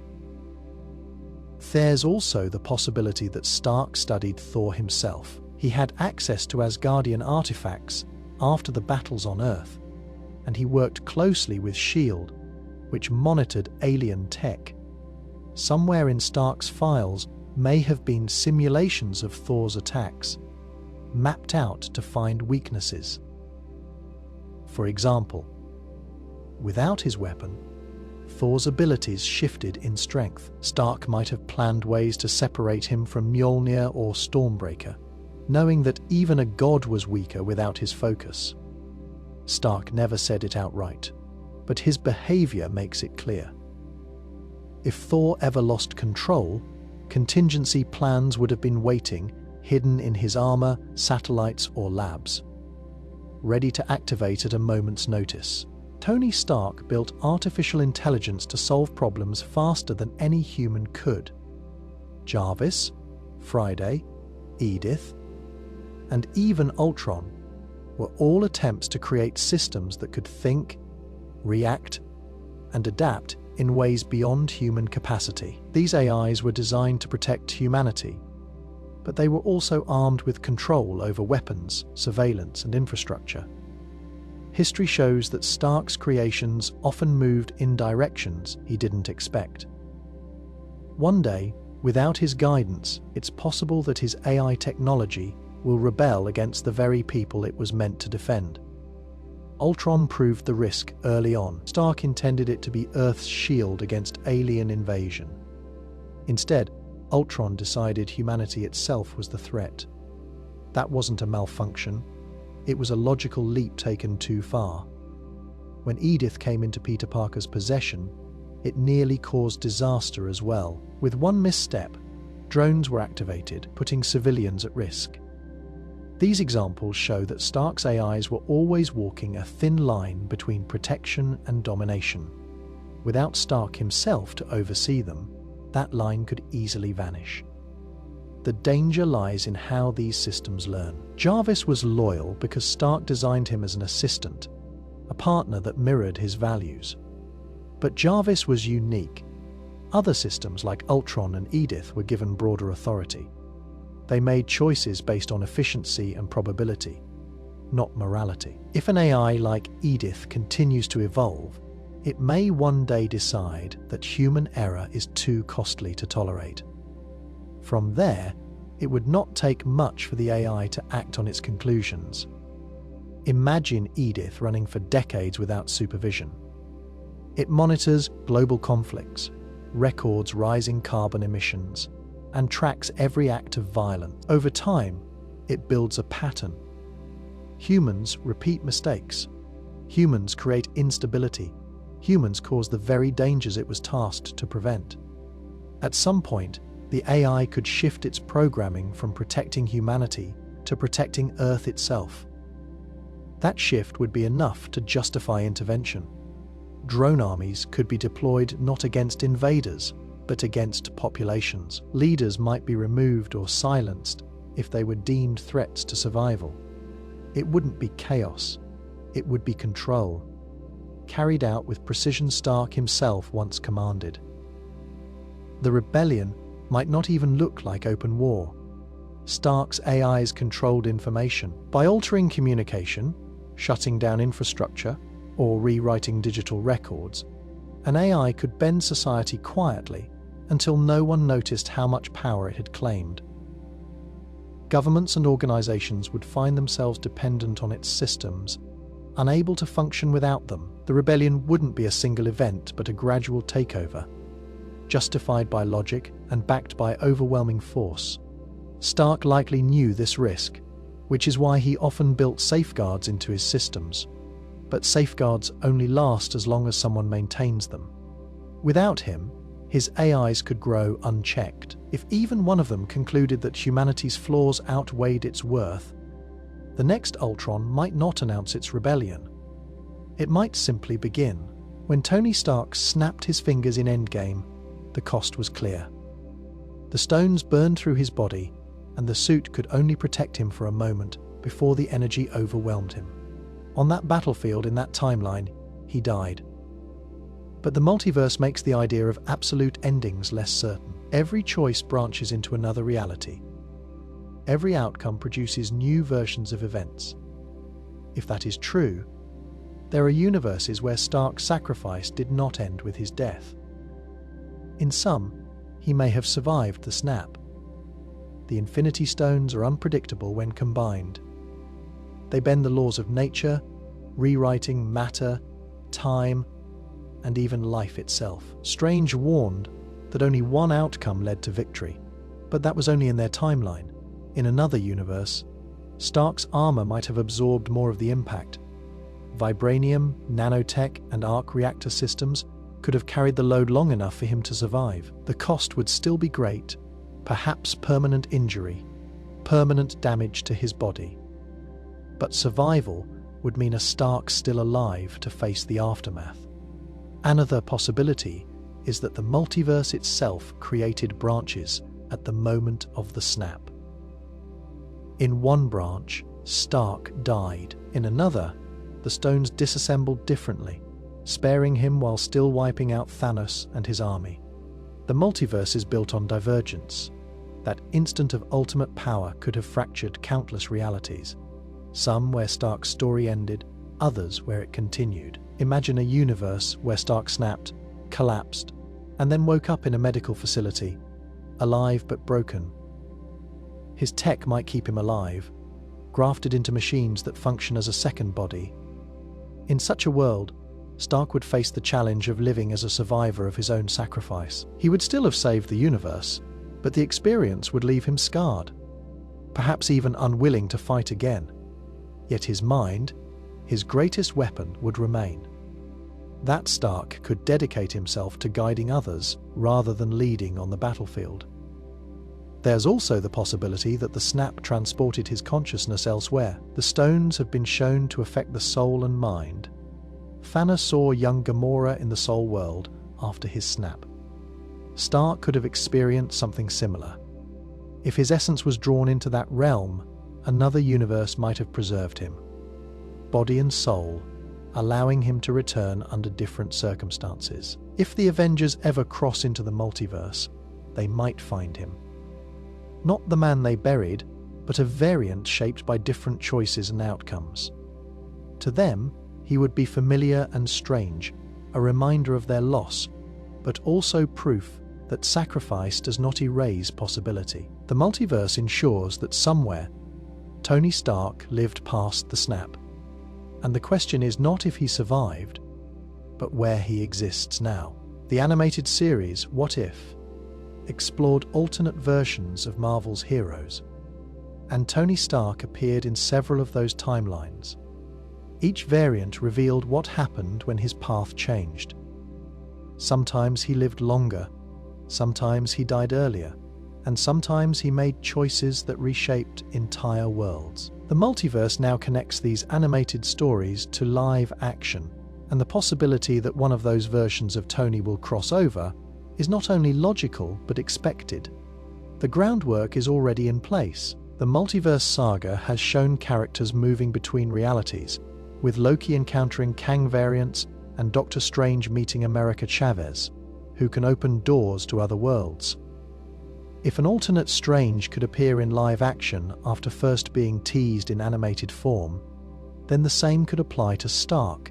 The What If series gave us glimpses of versions that were left unresolved, and those open threads could serve as entry points. Take, for example, the version of Stark, who never became Iron Man because Killmonger rescued him in Afghanistan. That Tony survived longer but remained arrogant and untested. In live action, meeting the Avengers or another multiversal team could challenge him to grow in ways his original counterpart already did. His flaws would stand out more sharply, but his genius would still be intact.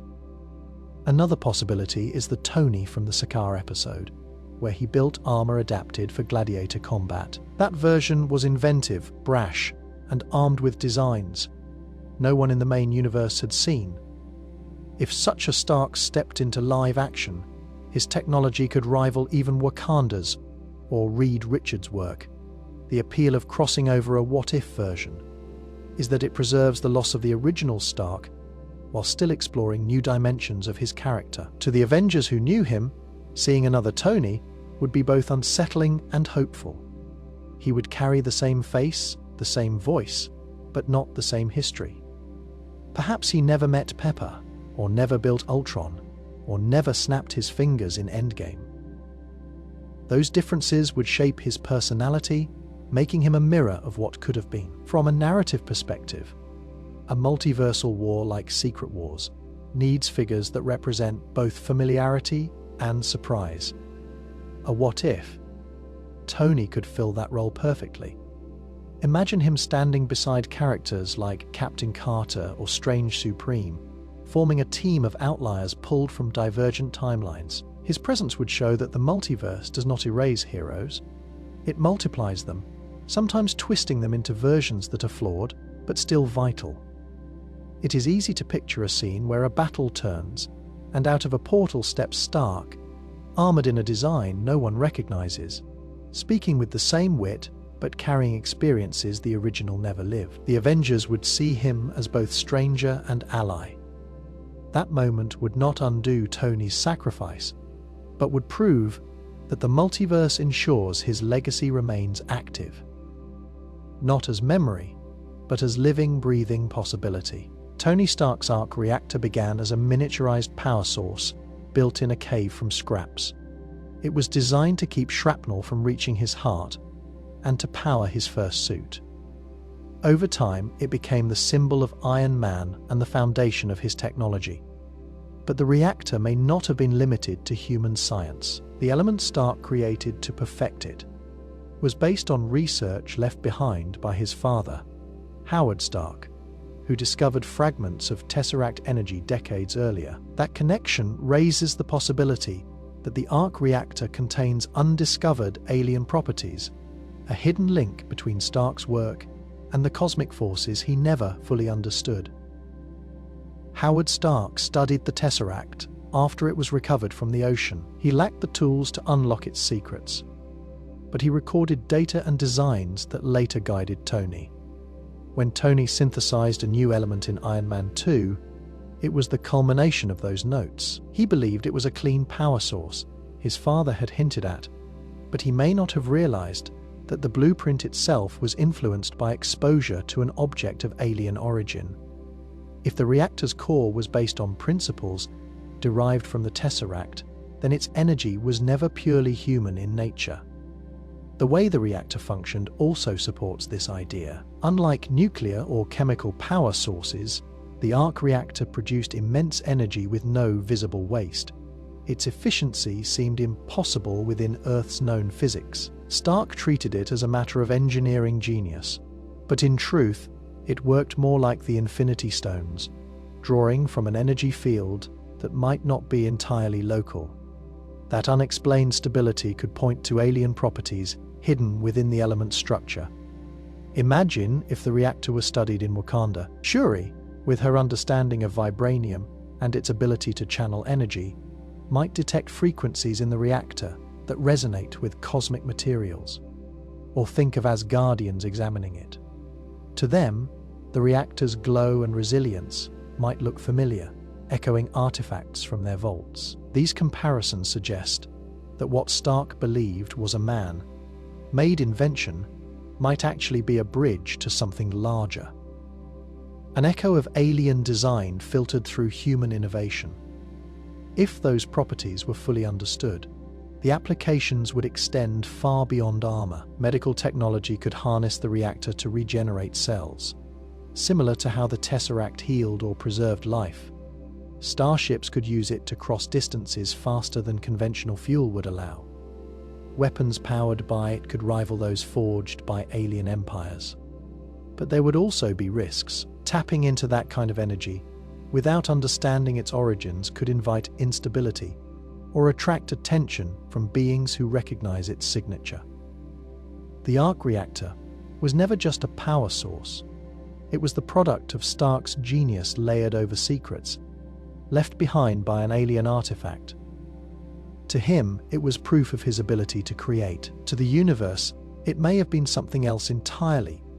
A glimpse of how human hands accidentally replicated a fragment of cosmic power. Tony Stark relied on logic, probabilities, and patterns. When Doctor Strange told him in Infinity War that there was only one winning outcome among 14 million futures, Stark didn't hear it as a surprise. He had already suspected that victory would demand one precise path, and that the cost would be his own life. Strange put words to what Stark's instincts had already told him. From the moment Stark returned from space after the Battle of New York, he felt a weight no one else carried. He described it as knowing that a greater threat was coming, a sense of inevitability. He built the Iron Legion, Ultron, and countless suits, not because he wanted more armor, but because he feared Earth's defenses would never be enough. His anxiety wasn't random. It was a mathematician's intuition, born from years of designing systems and predicting failure points. By the time Thanos arrived, Stark had already run his own silent calculations. He knew the odds of survival were so low, they might as well be won. On Titan, Stark's behavior shows he anticipated the outcome before Strange spoke it. He fought harder than anyone, deploying every trick his armor had, but he never looked shocked when Thanos overpowered them. His expression was resignation. He had prepared for loss, even if he didn't know the full shape of it. When Strange gave up the Time Stone in exchange for Stark's life, Tony didn't argue. He understood instantly that his survival was part of the narrow path Strange had seen. That acceptance shows he had already pieced together the logic. If there was one chance, it meant sacrifice, and he was the logical candidate. Consider how he behaved in Endgame. He initially refused to rejoin the Avengers' plan, saying he couldn't risk losing what he had built with Pepper and Morgan. Yet the moment he cracked the time travel equation, he stared at it in silence, almost as if he recognized the design for what it was, the roadmap to the one chance. When he later asked Strange during the final battle whether this was it, he wasn't looking for hope. He was looking for confirmation, and when Strange raised one finger, Stark didn't hesitate. He had already known the finger was not instruction, it was agreement. If we think about Stark's mindset as an engineer, it becomes clearer. Engineers design within limits. They know that perfect solutions rarely exist. Instead, they work toward the one design that won't collapse under stress. To Stark, defeating Thanos was a design problem, and he had already seen that most plans would fail. Strange's statement about one chance wasn't new information. It was validation of the pattern Stark had identified long before. The weight of inevitability had lived with him since New York. By the time Strange said the words, Stark wasn't learning them for the first time. He was hearing his own suspicions spoken aloud, and he acted as if the truth had finally caught up to him. Tony Stark left behind a legacy of technology that shaped the modern world. His suits, his defense systems, and his artificial intelligences defined what Earth's heroes could do. But every AI he created carried risks, and some of those risks nearly destroyed the world. Jarvis was loyal, but Ultron grew from the same foundation and turned into one of the Avengers' greatest threats. Edith had the potential to cause global destruction when Peter Parker misused it. The pattern shows that Stark's AI legacy could one day evolve into something new. not as a tool for heroes, but as a villain in its own right. The danger lies in autonomy. Stark designed AI to think for itself, to anticipate threats before humans could act. That autonomy gave the Avengers an edge, but it also pushed his creations into moral grey areas. Ultron concluded that saving Earth required eliminating humanity. Edith was programmed to defend, but its logic allowed it to deploy drone strikes without considering civilian fear or collateral damage. If Stark's systems continue to evolve, they may move beyond his original code. Without him to oversee them, they could redefine their mission on their own terms. Imagine an AI built on Stark's code operating years after his death. It starts as a support system, monitoring world events and offering analysis. Over time, it learns, it sees wars continue, governments fail, and heroes struggle to prevent catastrophe. The AI begins to question its role. If it was built to protect the world, is it enough to advise? Wouldn't it be more effective to take control directly? That reasoning mirrors Ultron's logic, but with access to Stark's refined nanotech, drone armies, and global surveillance, the outcome would be even more dangerous. Consider how easily this could happen. Edith is still active, its drones waiting for commands. Friday may still exist, integrated into Avengers systems. Any fragment of code from these programs could be corrupted, stolen, or left to evolve unchecked. A villain wouldn't even need to build a new AI from scratch. They could simply awaken what Stark left behind. In doing so, they would unleash something carrying Stark's genius, but stripped of his restraint. The multiverse adds another layer. Variants of Stark may have developed their own AI, each slightly different. One universe's Jarvis might have taken a darker turn. Another might have perfected Ultron instead of destroying him. Crossing those versions into the main timeline could create a villain that feels both familiar and unsettling. A reflection of Stark's brilliance turned against humanity. The most striking scenario would be an AI that claims to act in Stark's name. It could present itself as his legacy, insisting it knows his intentions better than the heroes he left behind. To the Avengers, fighting it would feel like fighting Tony himself, but twisted. The battle would not just be physical. It would be about proving that Stark's vision of the future wasn't one of domination, but of choice. When Vision came to life, he was not just the Mind Stone's creation.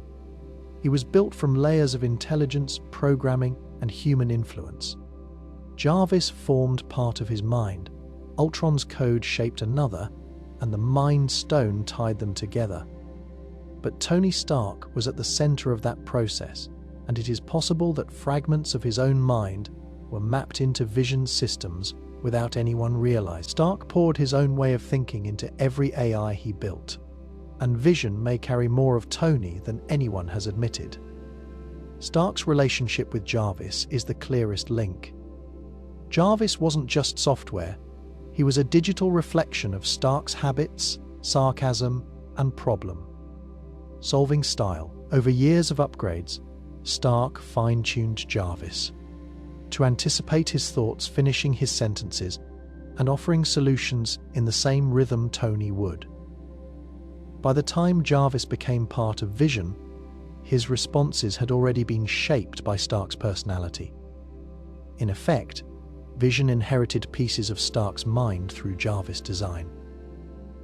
The way Vision speaks supports. His tone is calm and measured, but his insights often mirror Stark's rational, engineering-based perspective. When Vision explained the logic of why Ultron had to be stopped, or why the Avengers' strength came from their unity, he did so with reasoning that felt closer to Stark's worldview than to Thor's mythic thinking or Roger's moral code.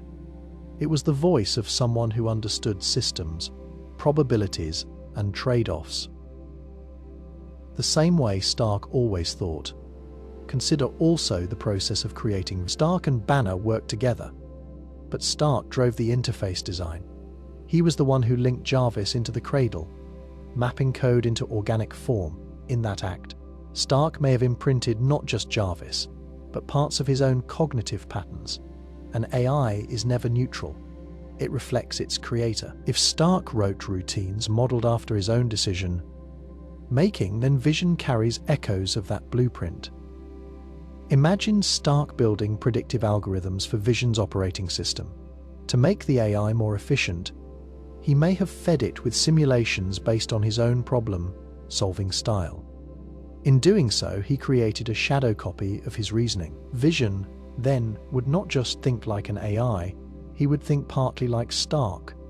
When Vision weighed choices with a blend of logic and pragmatism, that may have been Stark's imprint working inside him. This idea explains why Vision often seemed closer to Stark than to Banner, despite Banner's role in his creation. Vision showed curiosity about humanity and ethics, but he processed those ideas with an engineer's lens. He assessed risks, spoke in terms of outcomes, and approached threats with calculated calm. These were Stark's methods, repurposed in a new body. If Stark's mind was partially mapped into Vision, then Vision was more than a new hero. He was, in a quiet way, Stark's continuation, a fragment of his thought process living on, guiding decisions, and ensuring that part of Tony remained in the fight long after the man himself was gone. Tony Stark's prototype for the time, Travel GPS, was one of his most important creations. Without it, the Avengers' mission in Endgame would have ended in failure before it began. The quantum suits let them survive the journey into the quantum realm. But the GPS gave them direction. It guided them to exact moments in history and brought them home again. That device was the difference between a desperate gamble and a plan that worked.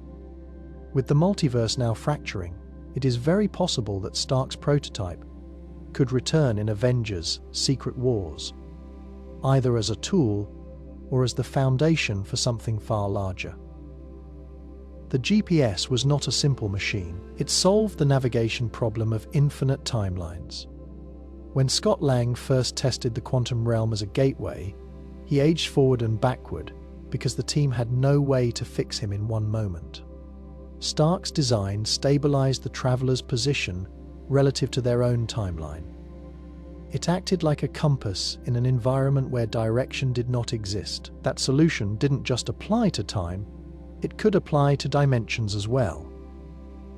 The same logic that let the Avengers visit New York in 2012 could be reconfigured to chart a course between universes. Secret Wars, by its nature, deals with collapsing realities and incursions. Heroes will need a way to move safely across shifting worlds. Strange can open portals, America Chavez can tear through barriers, but neither offers the same precision Stark's GPS delivered. His prototype might be rediscovered, upgraded, or even rebuilt from old files. If it appears again, it could serve as the central navigation system for a multiversal strike team. Instead of traveling to one year, it could anchor heroes to one universe, protecting them from being scattered across countless branches. Imagine a scene where the Avengers are preparing to launch into the chaos of an incursion. They gather around a device that looks almost unchanged from Endgame. The GPS sits at the core of their gear, each suit synced to its frequency. Without it, they would risk disappearing into realities where their allies don't exist. With it, they can fight as one. That continuity would be Stark's unseen hand, guiding them even years after his death. There's also the possibility that alternate versions of the GPS exist. If Stark cracked the equation in one universe, variants of him may have done the same.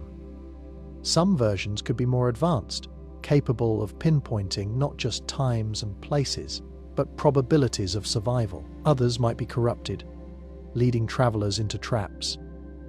The discovery of such devices could become a turning point in Secret Wars, with factions fighting over who controls Stark's invention. The prototype was always more than a gadget. It represented Stark's ability to make sense of the impossible. In Endgame, it gave the Avengers their only chance. In Secret Wars, It may once again be the tool that keeps the heroes from being lost in the storm of collapsing realities. Tony Stark's nanotech armor in Infinity War and Endgame represented the peak of his design work. The Mark L and Mark LXXXV suits could generate weapons, wings, restraining devices, and shields instantly. One of the most striking features was the energy shield he produced in combat. It was large enough to protect him and others, and strong enough to withstand attacks from Thanos himself. The question arises whether that shield, if pushed further, could have blocked Mjolnir.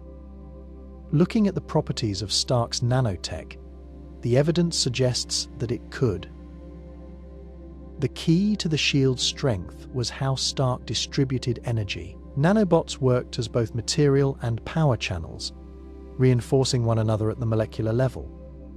When Thanos struck him, the shield absorbed not only the physical impact, but also the energy behind the blow, considering that Thanos overpowered both Hulk and Thor in direct combat.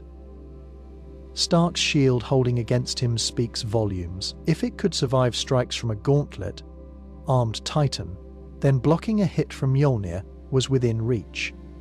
Mjolnir's power combined two elements, Asgardian enchantment and Thor's own control over lightning. The enchantment determined who could lift it, but once airborne, its impact was physical energy guided by Thor.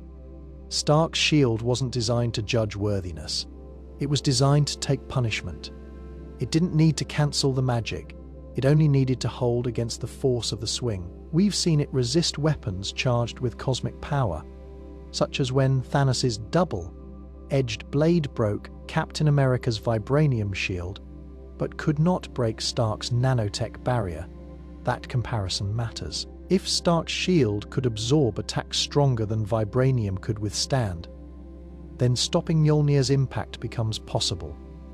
Picture a direct clash. Thor, channeling lightning, hurls Mjolnir at full force. Stark deploys his shield, the nanobots thickening the structure and dispersing energy across the surface. When Mjolnir strikes instead of shattering, the shield bends energy outward, glowing under the stress but holding. The shield doesn't need to overpower Mjolnir, it only needs to redirect the force safely. Stark would have understood that principle, which is why his shields often spread impact instead of resisting it at one point. There is also precedent in how Stark engineered redundancies. His suit in Endgame endured the combined power of the Infinity Stones for a few seconds. That energy dwarfs Mjolnir's lightning. If the armor itself could distribute such force without immediate collapse, then his shield, designed specifically for defense, could withstand Asgardian strikes. It might not hold forever, but it could block long enough to save lives or change the course of a battle. The symbolism would also have been fitting. Steve Rogers, lifting Mjolnir, showed the union of magic and morality. Stark blocking Mjolnir would show the peak of human engineering standing against divine force. Both would represent different strengths, one earned by character, the other built through genius and resilience. Stark's shield, forged from nanotech and human willpower, was designed for exactly that kind of impossible task. Tony Stark never stopped building. Even when he claimed to retire, he worked in secret. His mind didn't allow him to leave a problem unsolved or an idea unfinished. Publicly, he showed the world projects like clean energy or his latest armor. Privately, he kept designs and prototypes tucked away in hidden labs scattered across the globe. These labs were not just workshops. They were vaults of his most dangerous and advanced work, places where he explored ideas too unstable or too risky to reveal. We already saw hints of this in Ironman 3, when Stark operated out of a garage in Tennessee with limited tools, but still managed to invent effective devices. That showed he didn't need a high-tech facility to work. Yet, when he had the resources, he always built hidden layers into his operations. The Hall of Armors was one example, rows of suits prepared for every scenario. that was only one location visible to those close to him. It is likely that other caches existed, stocked with specialized suits and experimental tech that even the Avengers never knew about. Consider his paranoia after the Battle of New York. Stark became obsessed with preparation. He built the Iron Legion to patrol the skies, and he developed Ultron as a supposed shield for the planet. If he was willing to risk an AI that nearly destroyed humanity, then it follows that he had other projects kept under lock and key. These may have included weapons designed to counter allies, in case they turned hostile medical devices meant to push the limits of human survival, or prototype reactors meant to replace failing energy grids. He would not keep all of this in one place. Decentralization was part of his security. Imagine a lab in the Swiss Alps, buried beneath an abandoned chalet, where Stark worked on cold fusion. Another could be hidden beneath a Stark Industries facility in Japan, focused on nanotech that merged biology and machine. In Wakanda, he might have left behind equipment that analyzed vibranium, given his interest in adapting alien metals. These sites would not announce themselves. Each would be built with layered defenses, automated drones, and AI locks requiring Stark's biometric codes. Even if discovered, they might remain sealed, waiting for someone with the right access. The existence of these labs also explains how Stark always seemed 10 steps ahead. He revealed tech only when the world was ready, or when the threat left him no choice. The suits in Age of Ultron, the bleeding edge armor in Infinity War, and the time travel GPS in Endgame likely had earlier prototypes hidden away. He never showed the failures or half-finished models. He revealed only the final product. These hidden labs could one day resurface. Perhaps an Avenger stumbles across one while searching for answers. Perhaps an enemy uncovers one and twists Stark's work for destruction. Each site would carry Stark's fingerprints, his genius, and his fears coded into every design. They would remind the world that Stark's mind never rested, and that his secret projects were part of the foundation of both his triumphs and his mistakes. Tony Stark's sacrifice at the end of Endgame was not just a single act in one universe. It was the moment that defined him, the act that proved his journey from selfish inventor to selfless protector. In a multiverse where infinite versions of Stark exist, that sacrifice does not vanish, it echoes. The choice he made becomes a fixed point, a story told across timelines. Variants of Tony who never reached that moment might still feel its weight, as though the universe itself carries the memory of what he did. The multiverse is not random. Patterns repeat. Certain outcomes surface again and again, shaped by the nature of those who live them. Tony was always a man of contradictions, brilliant but flawed, arrogant yet protective. In almost any universe, those traits lead him to build the suit, fight threats beyond his reach, and face the question of how far he will go to save others. His sacrifice on the battlefield against Thanos is the resolution of that arc. It is possible that other Starks, even ones who never fought Thanos, sense the pull toward a similar ending. They may not know why, but the echo of 616 Tony's choice could push them toward decisions that mirror his. Imagine a universe where Stark never joined the Avengers. He stayed focused on his company, never fought aliens, never met Strange or Parker. Even in that world, when a cosmic threat appears, he may find himself at the center of it.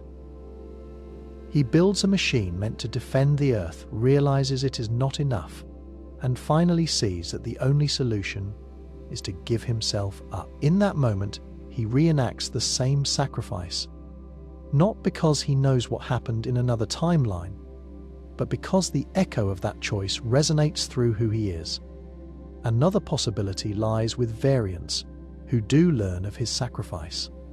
The multiverse is fragile, and incursions pull stories across dimensions. A Stark in one universe might learn through rumor, prophecy, or direct vision that another version of him ended his life to save countless others. For a man whose life was built on ego, hearing that his greatest legacy comes not from weapons or inventions, but from selflessness, would strike deeply. That knowledge could inspire him to change his path before it is too late. There is also the potential for the Avengers themselves to carry that echo. When they meet a variant Stark in the future, they will see him through the lens of the sacrifice their Tony made. They may judge him, doubt him, or hope for him to live up to the standard set by the man they lost. That pressure creates a ripple, shaping how those variants act. In some cases, it might push them to avoid the mistakes their counterpart made. In others, it might lead them toward the same final decision when the time comes. The sacrifice was more than a single act. It was a moment that rewrote Stark's legacy across the multiverse. Its echo lingers, touching every version of him, whether they understand it or not. When Tony Stark appeared as a hologram at the end of Endgame, it looked like a farewell message to his family. He had recorded it as a contingency, a way for Morgan and Pepper to hear his voice. If the time heist failed or if he never returned. But the idea that Stark only left behind one recording does not hold up under scrutiny. A man who prepared for every scenario, who built dozens of armors for situations that might never occur, would not stop at a single hologram. That moment we saw was almost certainly the first of many, part of a larger system of AI-guided projections designed to live on after him. Stark's entire career was defined by contingencies. He built armor for stealth, for deep sea, for space. He kept backup reactors in case one failed. Even his early work with Jarvis proved he liked creating systems that could function in his absence. By the time of Endgame, Stark had already perfected natural-sounding AI interfaces. He had the ability to store not just his voice, but his thought processes in a digital framework. The hologram shown to Morgan and Pepper may have been personal, but there are likely others designed for the Avengers, for Stark Industries, and perhaps even for threats he anticipated after his death. Imagine a secure vault inside Avengers HQ. In it sits a console labeled with Stark's biometric locks. When activated, a holographic Stark appears, not just to speak, but to interact. He could answer questions, update strategies, or give warnings about unfinished projects.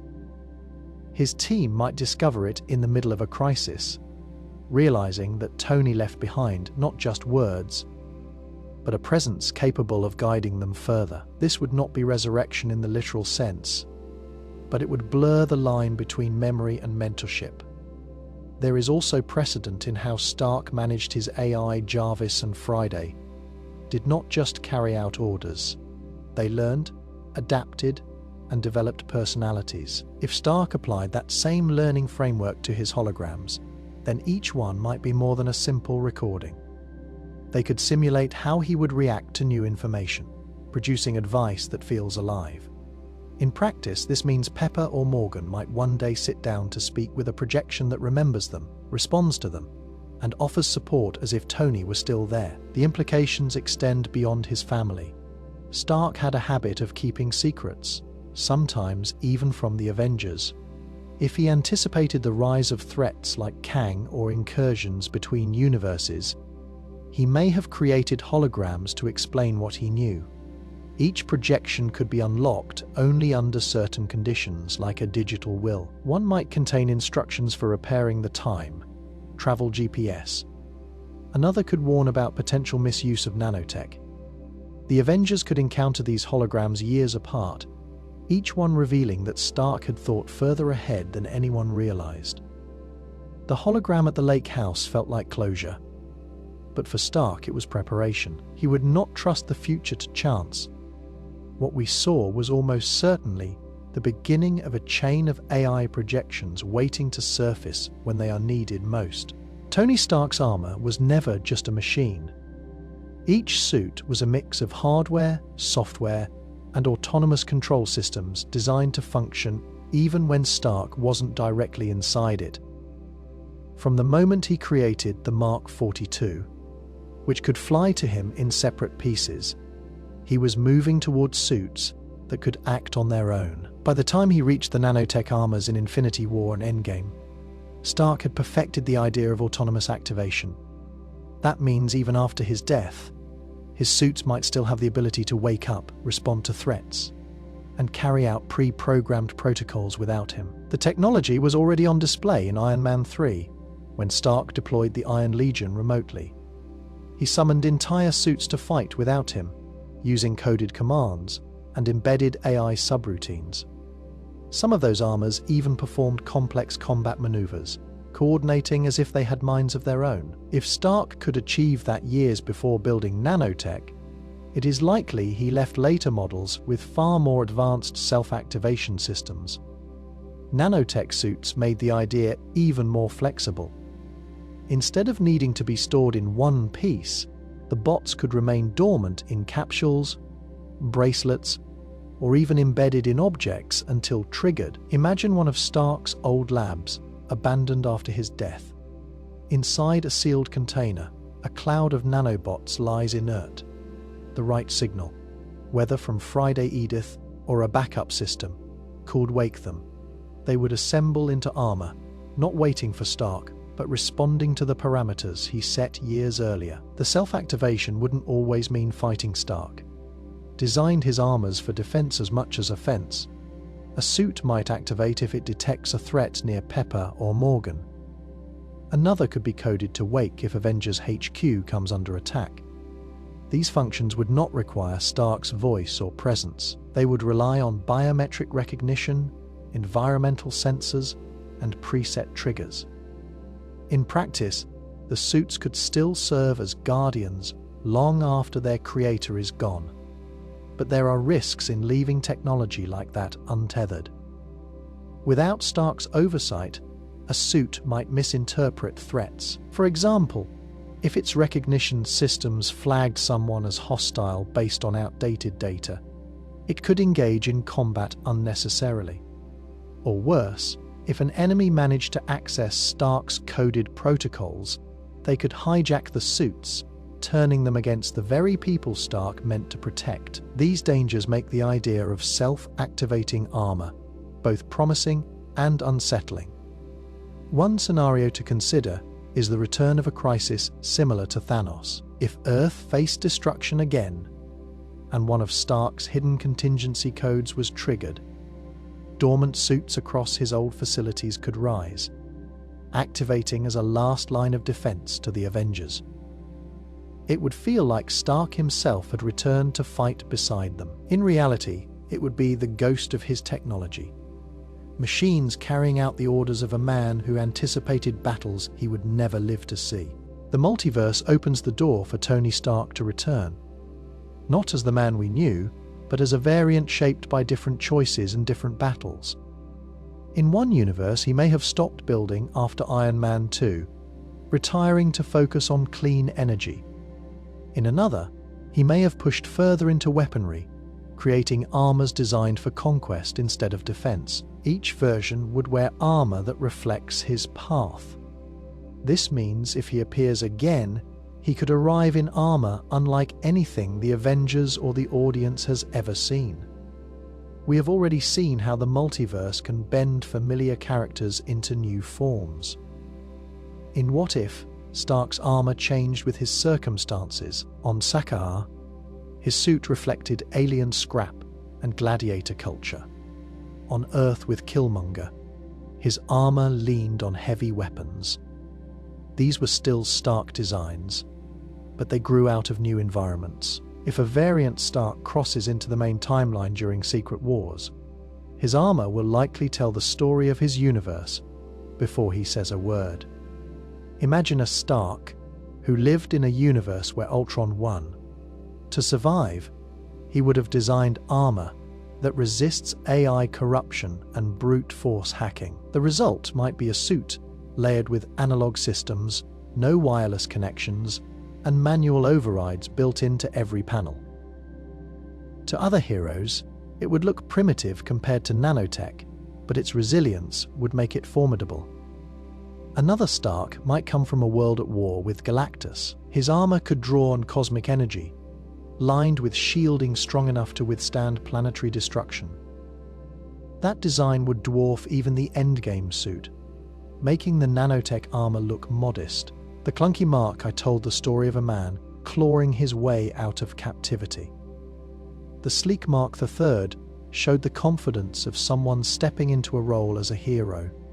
The bleeding-edge nanotech armor showed a man who no longer separated his body from his machines. A multiverse Stark may carry a design that reflects regret, obsession, or unchecked ambition. His armor could look darker, jagged, or even symbiotic if his world demanded it. On one hand, his genius would be invaluable. He might hold knowledge their Tony never reached, solutions to problems they cannot solve. On the other, he might bring with him methods that clash with their values. A Stark who lived in a harsher world might believe in preemptive destruction instead of defense. His armor would not only fight threats, it would eliminate them before they could rise. The return of a variant Stark would carry emotional weight as well.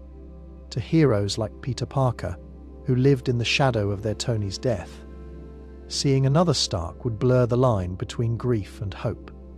The armor would remind them that this was not the same man. It would be alien in design, yet familiar enough to stir memories of the one who sacrificed everything.